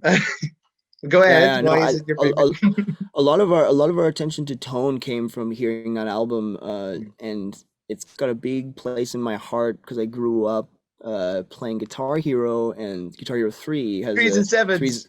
threes and sevens on it, and Hell that yeah. was the one song that I played better than anyone in this house. So I got mad credit for it, That and riff is I've so yeah, good. Oh and my God. it's incredible. We recently started learning I'm Designer with a buddy of ours, an extra Mm. guitarist, just to kind of like add the get all of the Queens of the Stone Age parts nailed and like this. And like the thing is like any other band that we're covering, we'd be like, let's cover it Zig Tally style. But Queens of the Stone Age is the one band that's like we have to try to imitate all the tones. Like this is so Because much fun. Josh knows what he's doing. Yeah, He's yeah. just such a musical genius because I think he produces this stuff as well, right? Yeah, well, he's definitely heavily. Back then, because back then they were working with producers, but like Mm. the honestly, like it they strike me as the kind of band that's like if they're working with a producer who's doing the whole how about you guys do this like Oh who's not right, yeah. empowering the artist, then they're gonna reject it Yep. completely. They'll and I think that might have happened on Songs for the Deaf because they worked with Eric Valentine, and there's Yeah. like that's a funny history. If you want to like look up like a funny story of in the Hmm. music industry, the story of the history of Eric Valentine with Queens of the Stone Age is one worth checking out. It's pretty funny, but Yeah, I I'm think Designer. Songs for the Deaf is I think my favorite Queens of the Stone Age album because it's musically perfect and Mhm. Yeah, everything it's about it. It's just the whole thing with like them going on a road trip as well with like the stuff in between the songs and it just all fits so well. And Mosquito it's Song is I think my favorite Queens of the Stone Age song because uh it just you think it's done and then it like builds up again and you think it's done and then it just oh. And like yeah. Clockwork is also so well produced and everything about that album just makes me so happy. And Hmm. Queens of the Stone Age, man. Yeah, yeah. Speaking of album, speaking of artists, I'm like very, very big fans of the Muse, uh, Hyper Music you put in there by on Original Symmetry. So No, many that's another one opinions of my on favorite this. albums. Yep. That I think Origin Symmetry is the closest album that I've come to like okay, like that's what I want rock music to sound like. Oh Like the only thing that it lacks to me is like low end dominance. yes. So it's just a little thin, and like honestly that's such a small criticism because the album is so good. It's Mm. filled with incredible I think those guys might be the original kings of like true BMFing. Hell Because yeah. they did it so well on their albums, and then they do it at their shows. Like you go to their Oh, shows, and those they're just like, shows. "Fuck it, I let's play a fucking riff right now. Like doesn't matter, let's I do it." literally on during the podcast episode with Steve and Dan, I was like, a Muse concert is like a should be a bucket list thing for everyone because it's like I watching a agree. movie. It's like watching a movie. I Like agree. all the things they're doing, um, like they had like with the Simulation Theory, which is my least favorite Muse album because it's not really. Yeah, yeah. But They their are an album show, that they had people walking on the back of the stage, like on the wall, like tied to stuff, and they had people like they had things like flying around the stadium, and yeah, it's like watching a crazy. movie. It's Yeah, it's so insane how their live. My parents saw them live right when their first album Showbiz got released in like a yeah. basement in Cologne. So they were like very small, very young, and my parents got like a demo CD from like of Showbiz like to their door Wow. because they had like a subscription service for CDs because Wow. CDs were just new. And so they had like, oh, this band is cool, and there was like a booklet in there with concerts, and so they just drove to Cologne to see how they were live, and that was like one of their first EU shows, and my parents were there. But yeah, Wow. the difference between how they were then and what kind of show they build now is just unbelievable. Yeah. Can Yeah. I can No, talk about it's hours about Muse. Yeah, that it's let's go. You're the best, love them man. so much. Oh my god, they're just so. People give Drones the album a lot of shit, but I don't know why because Yeah. it's still it's I think it's one of my favorites. Especially Reapers, the song. It's like very long and just the riffs. Oh my god, the fucking Yeah. Yeah. Also, Matt like how they Bellamy, play. man. They play all kind. Like they don't resort themselves to just playing their new shit. Like when you go see Nope. them live, like No, yeah, I mean they're they always all they over the board. It's awesome. yeah, they play Sunburn a lot, and they always close with the best song ever made, Knights of Sidonia, which is literally just yeah, I think Knights of Sidonia is my perfect song. It's like everything I want a song to be. That's Uh, another great one from Guitar Hero. love Guitar Hero as well. I also grew up playing Guitar Hero on my Uh-huh. Wii with my Yeah. dad. Like my dad bought like Guitar Hero Metallica, and like Oh, nice.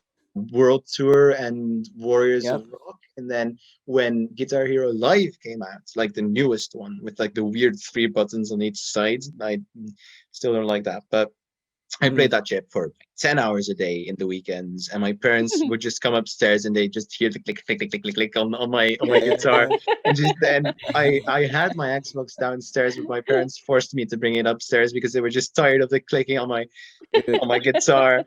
And that's that's also how I great. got into playing guitar, and that's also how I got like my hands coordination down with Yeah. playing guitar. It's like it's like Those guys actually deserve playing guitar. credit for that.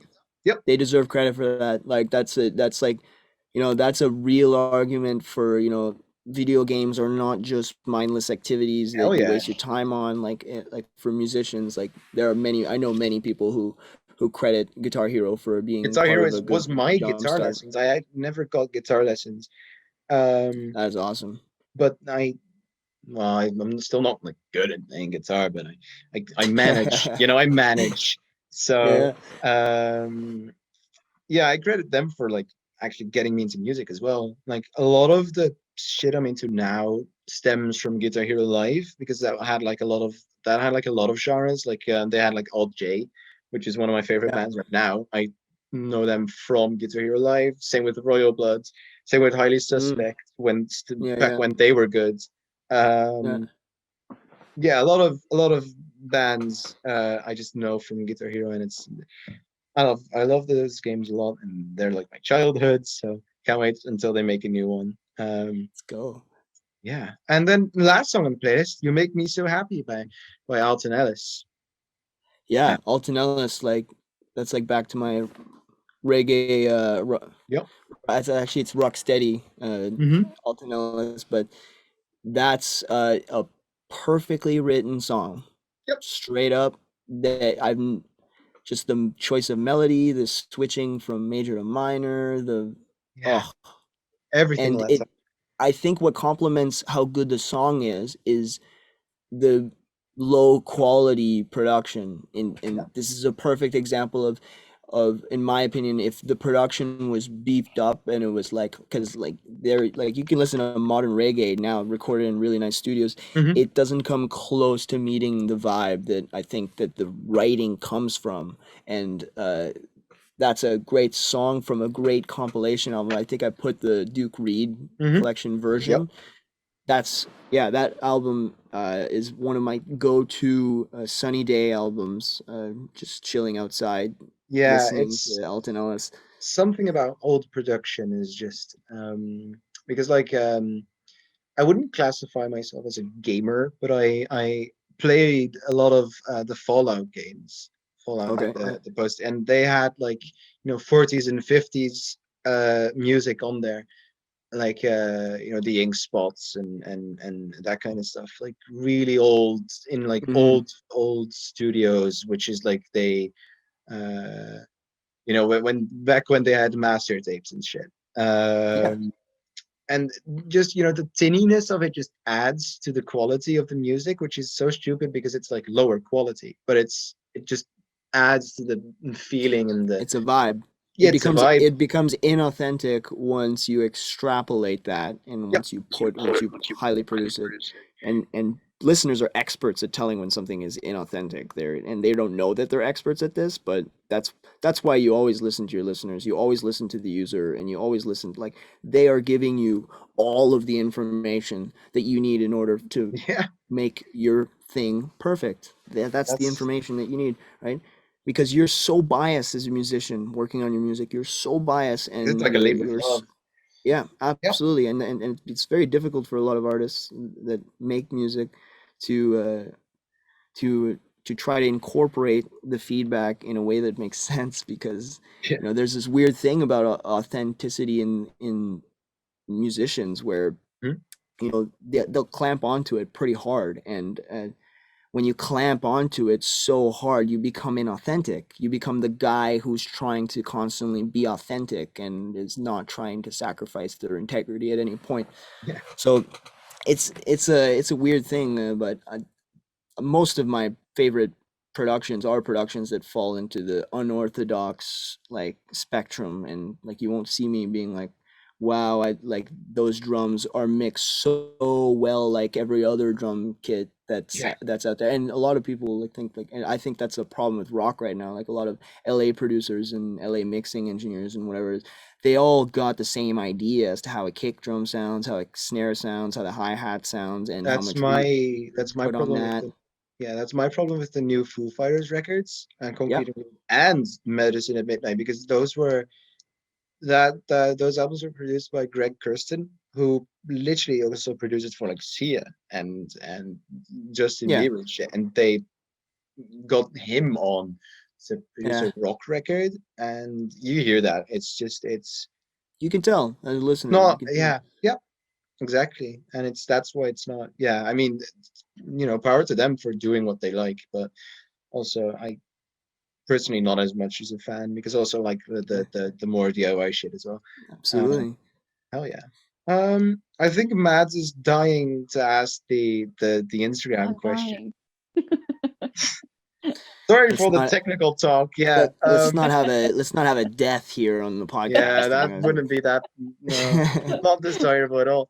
Um, We but yeah, already got deeper with you than with any other. anyone before, yeah. But this is Oh, Yes, great. We've been going for like, yeah, what is it now? An hour and 3/4, like an hour and 45 minutes, I guess. But you know, um, something like that. Yeah, but but it's we're fine. totally fine. We have It's YouTube exclusive. This is true. We don't have a cap anymore. People can just listen to as long as they want. And in my opinion, this has been the most, interesting thing thus far, because we really just got an insight in how your brain works. Yeah, oh, yeah. thank you. Like you said, I feel like I'm on your page right now. So Great. uh, Good. Good. yeah, but we have questions from other people. So let's get other people on your Yeah, page we now as have. well. Yeah. Beautiful. All right. We're just gonna start with a funny one. Cyprian wants to know, how does one grow such a majestic beard? Oh man, it takes a it it takes a I honestly I don't know. I don't know. The reason why my facial hair is this long and why my hair is this long, like my hair now, I think I can tuck my hair into my waistband. Yep. Uh, so it's like the reason that is because I just don't care to cut it, and to me it's like, it's a full trip to the salon and all that, or whatever it is, and or I will trim my face sometimes, but uh I went through the longest period of time where like people were telling me like, yo, like, you're supposed to cut that off your face, right? Yep. Because Why? That's me Why? right now. because Literally. it comes out in patches, right? Yeah, that's It what's comes out in happening with patches. me right So now. Yeah. yeah, I so so people will repeat common myths to you, like like the more you cut it, the faster it'll grow back, and If you all that shave it, all it'll that come stuff. back everywhere. This time it's not. Yeah. Not. So I Yeah. kind of just I like me, like my personality is like I don't care, I don't care. Like I don't care what you think, and I don't care about I don't care about So how you feel my face should look. So yeah. just being able to let go of all that, and then time goes by, and then next thing And then you it know, grows. Yeah. I have this very long hair, and it's funny because people compliment me on it, and they're like, "Wow, you have such beautiful hair.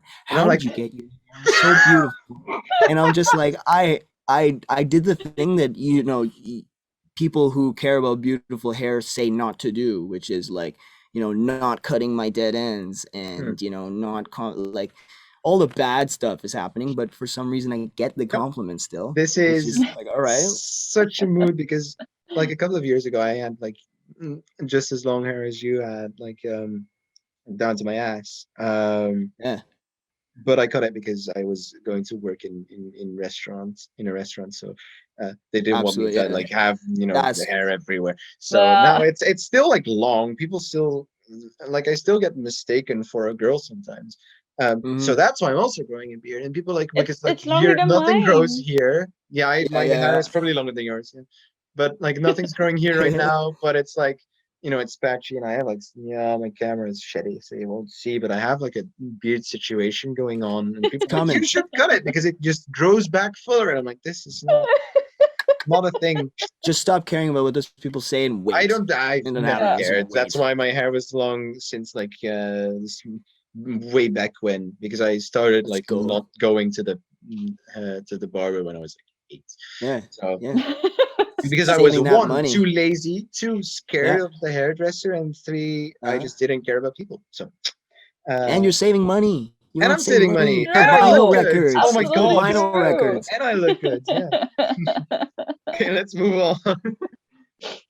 um, Artsy or Azi, I don't know, Azi Ozzy Richmond. Richmond Multimedia wants to know, how do you wire stump boxes through your DAW or DAW? I'm Yeah. very intrigued as to how you do that. Mm. Yeah, no, that's a good question. Honestly, I think that's the key to learning to weaponizing your pedal board and making it a part of your process. So, uh, there are a couple of ways to do it. The real professional boost way, which is still debated, is to get a reamp box. And what this will do is it will take, this is an example of a reamp box. It will take the signal from your computer and you send it out into your XLR, and then it converts it into a quarter-inch signal that will plug into your guitar pedal. Yeah. And you have these knobs here. Well, in this case, I have two knobs. One is a level to adjust how much volume goes out, and the other is an impedance adjustment, and that's just going to, there's two modes. There's like high impedance, low impedance. Some pedals take different impedance levels, and the idea of this box is it's converting the signal from your computer, which is computer level, line level is what they call it, and you need to bring it to the level that it needs to be in order to go into a pedal, because those are completely different volumes. Like if you take a guitar pedal and you plug an iPod into it, it will sound, you'll hear all the noise will get Yeah. amplified by the pedal, right? So this box is designed to take your signal and change it to the right level for it to be going through an effects pedal. And so you could do it with a ramp box, or you can use a DI box, which is a super much more common thing to have in reverse. And Oh yeah, so that goes that from will from the pedal to the computer. Yeah. accomplish the same thing. And then it's just a question of making sure that your chain is appropriate, that you're getting and you're feeding the pedal enough for it not to be amplifying much of noise. And then you got to get it back into your DAW with a DI wired just regularly. So the chain would look like out of your DAW into a DI, which is wired in reverse, out of the DI into your pedal, out of the pedal into a DI input that goes back into your DAW. And just remember, like, whatever sounds good sounds good. So You can Yeah, remove there's those. like no, correct way to wire shit. Yeah. Only to experts there are correct ways to do things, but Yeah, experts are not the ones who push the boundaries. Experts that are the is ones. so true. Experts just Experts, have like a formula and fuck exactly. formulas. I call them template holders, like Yeah. particularly in mixing mixing engineers, and this is such a popular thing in country. Because all country sounds exactly the same, like, Yep. and it's a problem if your country song doesn't sound like a country song, because Nashville's so particular about what is country and what's going to get Yeah. pushed onto this. Yeah. So the guys who mix country, they literally have folders on their computers where they drag and drop presets for their kick chain so that the kick drum goes This through it. is So it's preset. Same thing with the snare. Same thing there. It's all presets. But so you see these guys, you listen to these mixing engineers on podcasts talk about their process, and they're like, yeah, I got it down to like I can mix a song in an hour, no big deal. Like I'm just an expert mixing engineer. It's like, I'm so yeah, good at you're mixing. I do what the rest does, and it yeah, sounds so exactly. good. I downloaded the presets from the best country producer, so I'm kind of all set. Right? Yeah, that sounds exactly. Yeah. God, So break country. the rules. That's important about reamping with pedals, is break the rules. Don't worry about it. And the other thing I would say about reamping is always readjust your phase. You're always going to create a latency when you reamp, because you're Yeah. creating a physical chain that's not as fast as the digital world. So when that comes back in, you're going to want to drag it back so that it comes perfectly in line with the original signal if you want them to mix properly. If not, you can just use the new signal and mute the other one. But check your phase, check your phase. Whenever you go from digital to audio, back to digital, you have to check your phase. This is true. I don't know anything about mixing, like I said. So, but that's fine. I understood everything that was said just now. So that's Right on. so Ozzy, I hope you More got than your I did. answer. I feel like I think we should now go on to the question Ben asks because we're on the topic of, you know, Uh, on the bottom right. yeah, wait. Okay. Sure, I can also ask it. I have it right here. Okay. Yeah, do it. My Okay. computer don't want. So Ben, the bassman himself on Instagram asks, how does the loop switcher on your pedal board work? Do you use it like an ABY pedal? That's a good question. I didn't think anyone would ever figure that out. Well, Because I don't use it. I don't use it like a loop switcher at all. I actually just feed. I feed dry signals back to my loop switcher every time it goes through a pedal. So the key is that all of my pedals have parallel outs on them. So I go into my first chain, and then at the end of it, I send a dry signal back to the switcher so that the signal that goes into my next chain is a dry signal, right, right? because And that otherwise, means, yeah, and that means that it's going to be on all the time. So that means that I can just literally click on my first loop, and it will send a dry signal into that loop, and then that gets outputted externally. And then I can click on the second one, and it's a dry signal going to that as well. So I don't need to worry about pedals adding chains adding onto each other at all. this is Uh, so cool, like MacGyvering shit. Because this is like yeah. not our loops. Oh my god, so So cool. so in it would pretty much mean that like, to answer the question of if it's being used like an ABY, it's pretty much being used like an ABCW, which would mean it's the same thing as an ABY, but there's three. Yeah, Yeah, cool. which is hard to do because it creates a lot of phase problems when you do Check that. your See, face. Yeah. I had to design. I had to have the guy who made me this thing, McCormick Analog. I had him design me a little box that switches the phase of one of my chains because it ended up As it just gets not too matching. much. Yeah, that's the thing. Every time you go out of a parallel out on a pedal, it flips the phase. So Right. Yeah. if you're doing three, that means one of them is gonna have to get flipped back for them to all be coherent.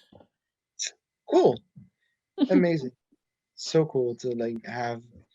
I don't get the pedals because I just have I have like a Fender Mustang GT40, I think is the name. Mm. It's like an amp. It's like a small amp because I sit at home and I don't want to make my neighbors angry. And that has like it has like 120 presets with like built-in effects and stuff. So I don't have to actually Yeah. switch anything. I just have it. Well, I have one pedal like pedal board with like it has like a loop thing, and it has like presets that I can store. So I can go Yeah. It's like clean to anything I want in like one tap. And you can make your own shit and like mix everything perfectly. And there's like um all kinds of distortion. There's also like octavers and yeah. delay and shimmer and whatever. Oh, that's You know, dope. I saved like 3,000 euros on all kinds of pedals just because they're on my amp. True. So yeah, very cool. Anyways, Mads, go on. Yeah, I'm gonna go with Nate's question. And he wants to know, how do you get your kicks to sit so pretty? Yeah, that's a good question as well. That's how to get your kick to sit pretty. Uh, man, I guess the best piece of advice that I would have for that is invest in a subwoofer because and part of that also means invest in proper acoustic treatment because once you get a subwoofer in your room, like you need the acoustic treatment to handle all of the bass that's going to be going everywhere. But yeah, I have a system that is it's three speakers, my two mains, and then my subwoofer, and I use my setup in a way that allows me to turn off the mains and only listen to my subwoofer. So while I'm mixing, I'll crank my bass because our genre is bass Right. dominant, Yeah. and then I will turn the kick up to see it like peaking right through the bass at about the same level, and then Hmm. I just listen through the sub only, and then I use a Fab Filter EQ, which is one of the most precise EQs that you could possibly find, I think now, Hmm. and I just shave right around the dominant frequency of the kick on the bass track. So you take out the frequencies of the dominant kick from your bass track, Hmm. and you'll hear the kick pop right through the bass, and it will make your bass feel like it bounces.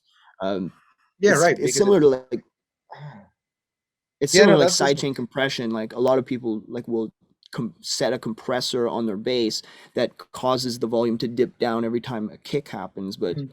I don't think you need it if you're EQing out your frequencies properly, and it would also mean EQing everything around the kick frequency out as well to make sure that it's nice and clear and dominant. There's tons of like in a kick particularly, there's tons of low end, Hmm. lower than where the Obviously, dominant yeah. frequency is, and when you take it out with a high pass filter, you reinforce the dominant frequency of the kick, and you make it just a lot more consistent, and it doesn't all that extra low end air which would normally just be fighting with your bass just disappears, and then the bass is the only thing that lives there, so the Then kick yeah, and can then it punch pops a lot more, of through. course.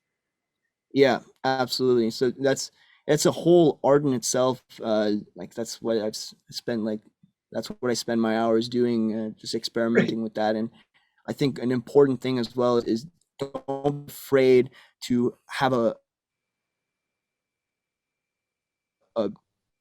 a kick that knocks rather than a kick that thumps, because the kick that knocks is the one that's going to punch through the bass.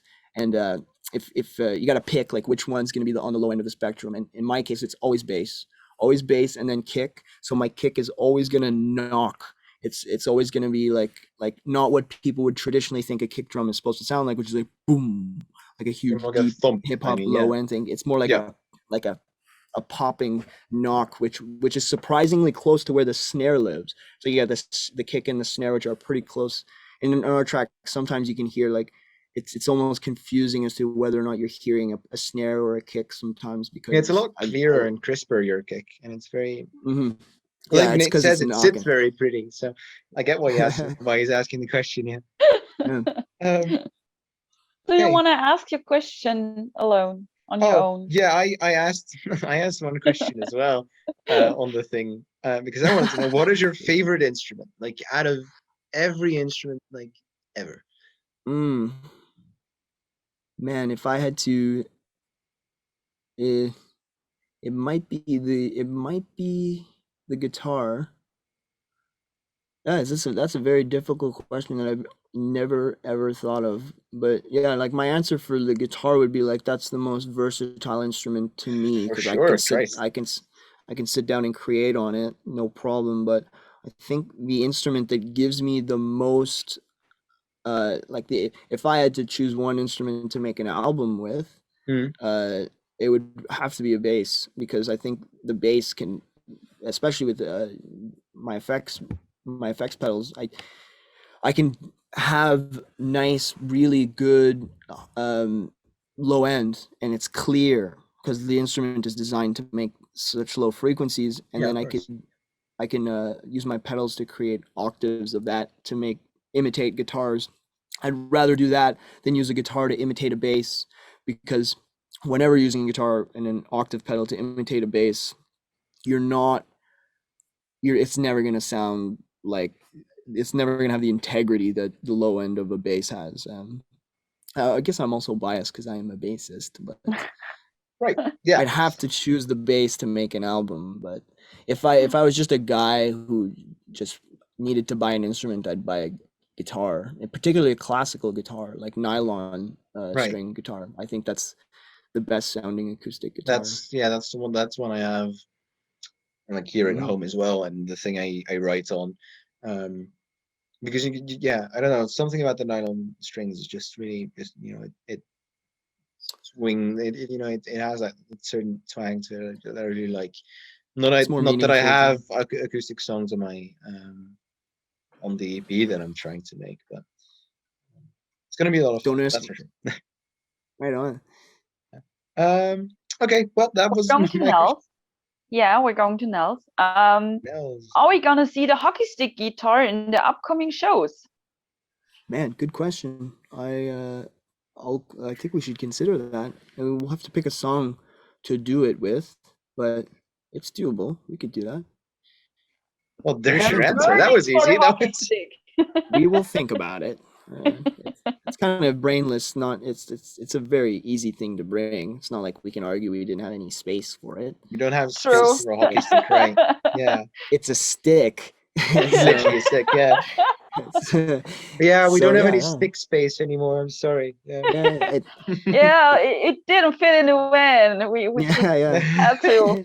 yeah. The stick. Yeah. Amazing. No, Oh, that's a great idea. It's a great idea. We have one question and one um final remark. yeah. Um, Carmela, aka Retronaut Queen, asked, "What is your advice for aspiring creatives?" Like me. Mm, I think, yeah, I think like my best advice for aspiring creatives would be to recognize that, creativity is a relationship that you have with the universe that is one that you're not in control of. I think the moment that you try to manipulate creativity, you are not being creative. And so, yeah, my advice would be don't force it, and it would be learn to let things kind of just happen. And the best way to do that is to listen to your body, I think, because your body is just going to tell you all sorts of things. Your mind is going to tell you all sorts of things. You're going to have dialogue with yourself. Listen to that dialogue. Know that the person that you think you are is something that is working for that body. It's working for that organism. It's working for all of that. And um, almost like you are a soldier to a general. You're working for a general, and the general is the force of creativity that will Right. grant you the resources that you need in order to bring it into existence. And think of your relationship to your art as this is the art is the physical manifestation of your letting the universe happen. And Right. so don't take responsibility for it, essentially. And I think that's when it comes to you, Mhm. and that's when, you know, you'll know what to do. And it really is that, because the moment you try to force it, it Not will creativity anymore. Yeah. not be creative. Yeah. And I think that's true Hell about yeah. life to a certain extent. I think like that's a key to happiness to me. Don't force it. Yeah, like just don't force things, you know. Like I find when I don't force things, I find myself just being able to learn a lot better, and I find Yeah. myself not having arguments with people. I find myself not being frustrated by anything, because it's like my frustration is a desire to force something into existence. So the universe is stronger than I am, much stronger, and even my own neurology and biology is much stronger than I am. So respect it, and it will repay you, I think. I actually have read a book about something like that a couple of weeks ago. Mhm. Now you're telling this, and I'm It's a good It's philosophy. It's just like, the philosophy of being, I guess. Yeah. which book did you read there, Mans? oh, it's a German book. Oh, so you guys got it That'll be a going on. challenge for you. You guys know, you guys got the whole concept of Gestalt, which is, that's to me is a key component Oh, into all of this. God. Is Uh-oh. having a knowledge for the whole. But the That's philosophy is from Alan Watts, or, well, not necessarily from Alan Watts, but I heard, the first person I heard talking about the importance of not forcing was Alan Watts, who took Mhm. it from a concept in Taoism called Wu Wei, which means, in his translation, to not force. But it's a principle that the Taoists hold, which is, you know, the universe is bigger and more powerful than you are, and Right. your attempt to bend the fabric of reality will result in nothing but it coming back at you. The same way that you stretch an elastic and you let go of it, it flings back into its shape. Yeah. So the Just book is don't. this one. It's from Eckhart Eckhart Tolle. Tolle. Yeah, and Wow. it's called Live in the Now, and it's Have you probably about being yourself and being in your head too much, thinking about the past and what could be in the future, and that all of this just messes with your Yeah. head. It's just, Yeah, it's good to know good that book. it's a I'm good thing to know that you just can't control the future and you can't change the past and you mhm. can't influence anything that happens outside of you as a person. Yeah, Yeah, and I It's gotta just say, like Eckhart Tolle has a massive place in my heart. Uh, The Power of Now, which is the book that made him a significant author and spiritual guide.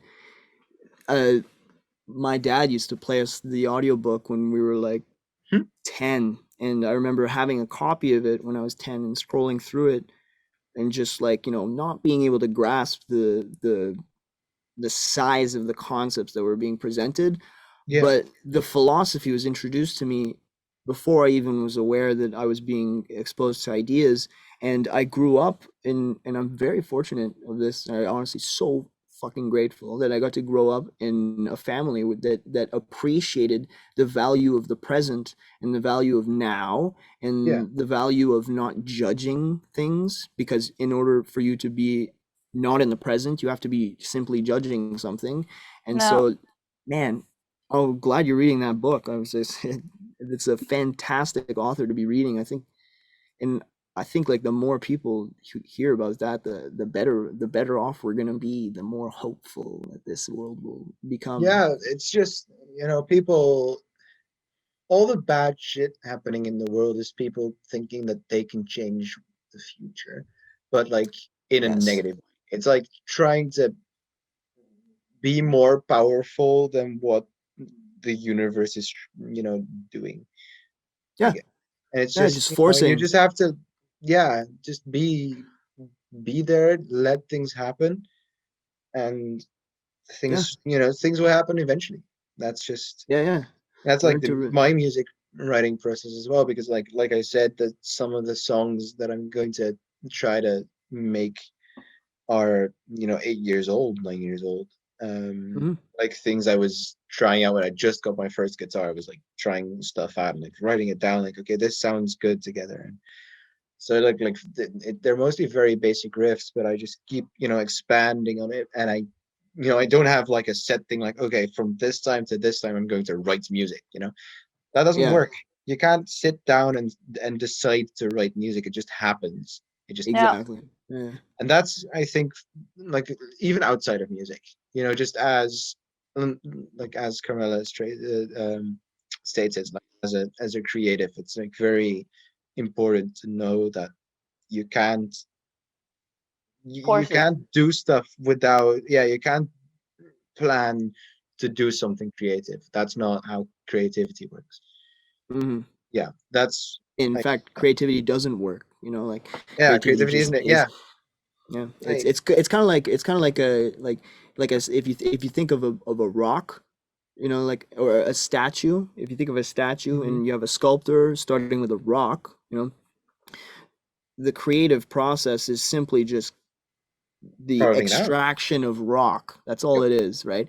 And that's what makes the statue. So that's kind of like it's to me, man, it's blown my mind on multiple occasions. I come into Hmm. the realization that like, man, it's not me who's doing this. I'm just letting it be, or Yeah. you're just choosing to not say no to things. That's really what it is, and then Yeah, you end up with something really that is cool. just yeah, it's Hell amazing. yeah. I actually read the book before I got to a job interview, and I was so chilled out after I read this book. Hmm. And I've got to the job interview and got the job because I didn't think about it too much. Yeah. Yeah, It that's really just helps the main in a thing. way I never or didn't see that point of view. Hmm. It's Yeah, crazy. it's just really important to just know that you can't control things that you are not meant to. Yeah, Yeah. And exactly. the only things you're meant to control is your body. Yeah. Yeah. And like anything out of that, you just have to let happen. And Yeah. I think that's a good note to end on. Because the last 15 minutes have gotten quite philosophical, and Yeah, I'm and very with much in that, favor we're of going that. So to that one what Therese said because we all gonna feel this. yeah, Tell it's him just I really love important. him. It's literally, yeah, that's what Therese said. We Wow. love you, Thank you. Jig. Thank you. I love you guys. Really. We This all is love you. We love what you're doing. We love your outlook on life, and your outlook on shit in general, and your thank creative you. process and what you're creating. And yeah, I think, I really yeah, appreciate it. you're behind the stuff that we as New York Mafia listeners cram into our ears. Mhm. Like the final product, I guess, of most of the stuff we listen to. So we're very That's huge. thankful, and we're very full of love that you exist, and that you want to do so much for one, yeah, not the community per se, but for the things, you're like the driving force behind it all, to be fair.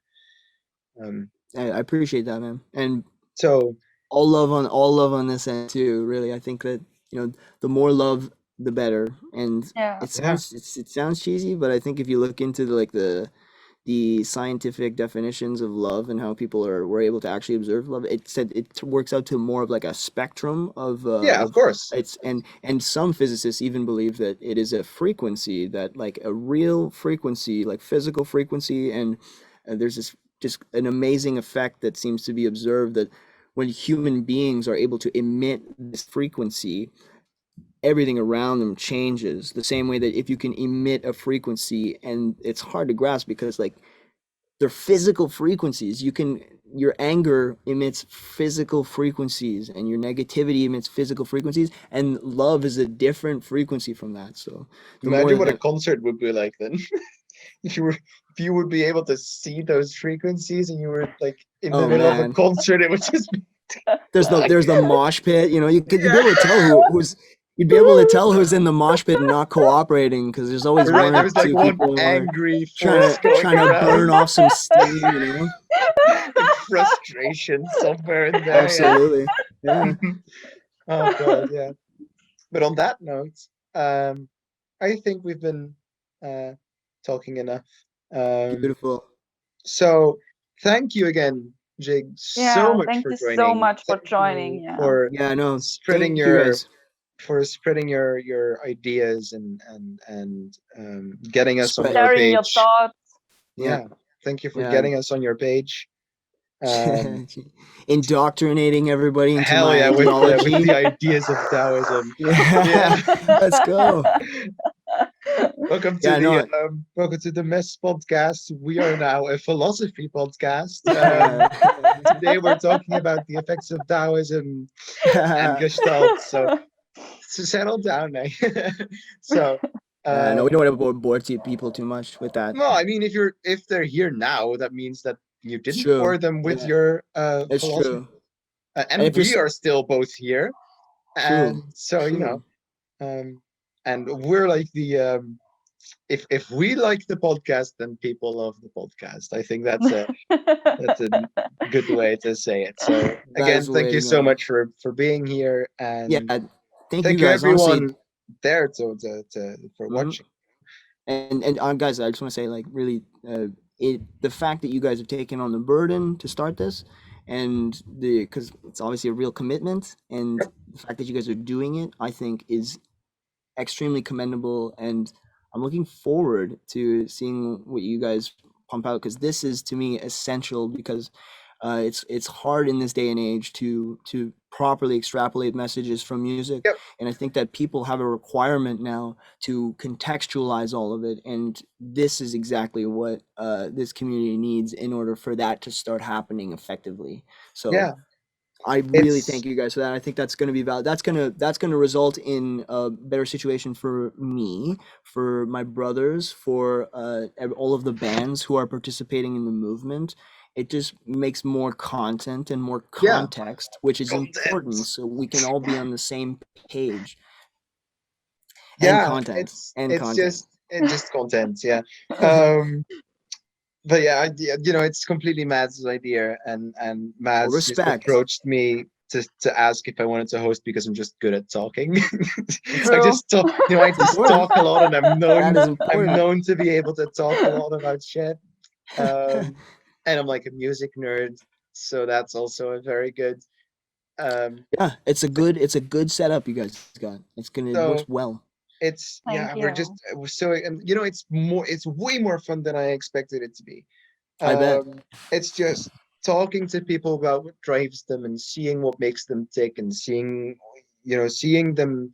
That's like something I say to all my friends as well when they say like, "Can I talk about something stupid for a bit?" I'm like, seeing people or like hearing people or watching people talk about their passions and what drives them and something that genuinely interests them is the best thing in the world.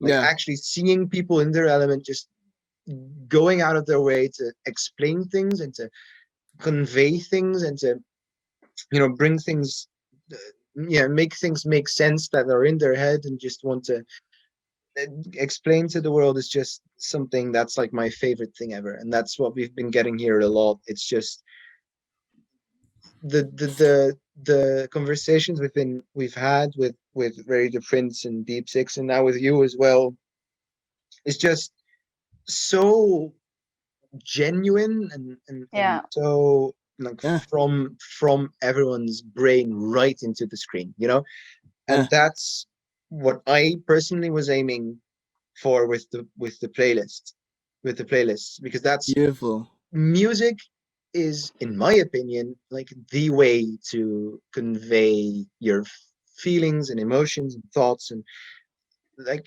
making a playlist of things that mean a lot to you is, in my opinion, the way to like get to know that person better. Like Mm. when I get to know someone, like when I'm in my first year of uni, like when I first met people from my study, I'm like, I want you guys to make a playlist, and Mhm. I will hop into a Discord call and hop into a Zoom call, and I want you to explain why you chose the songs you chose. And then you Mhm. just really get to know like what drives them, what makes them tick, what interests do they have, and that just reflects perfectly into what music they have. Yeah. Um, and then I just put all of those playlists into one big playlist, and then you just have like this harmonious group of people. It's basically just a group of people in a playlist, and it just sounds very cheesy and pretentious, but it just There's tons of yeah. science to back up that everything you're experiencing is totally normal and Yeah, real, exactly. and There, yeah, science, absolutely. science always got my back. So, Yeah, definitely. Don't worry about it. It's yeah, hell we're all yeah. good. We are Thank you, all science, for good. not making me look like a dumbass. Yeah. Yeah, but Ooh. okay. Now let's actually round off. Thank you for joining. Thank you, Yeah. everyone, for watching, and we will see you guys in 2 weeks. Bye. Cheers.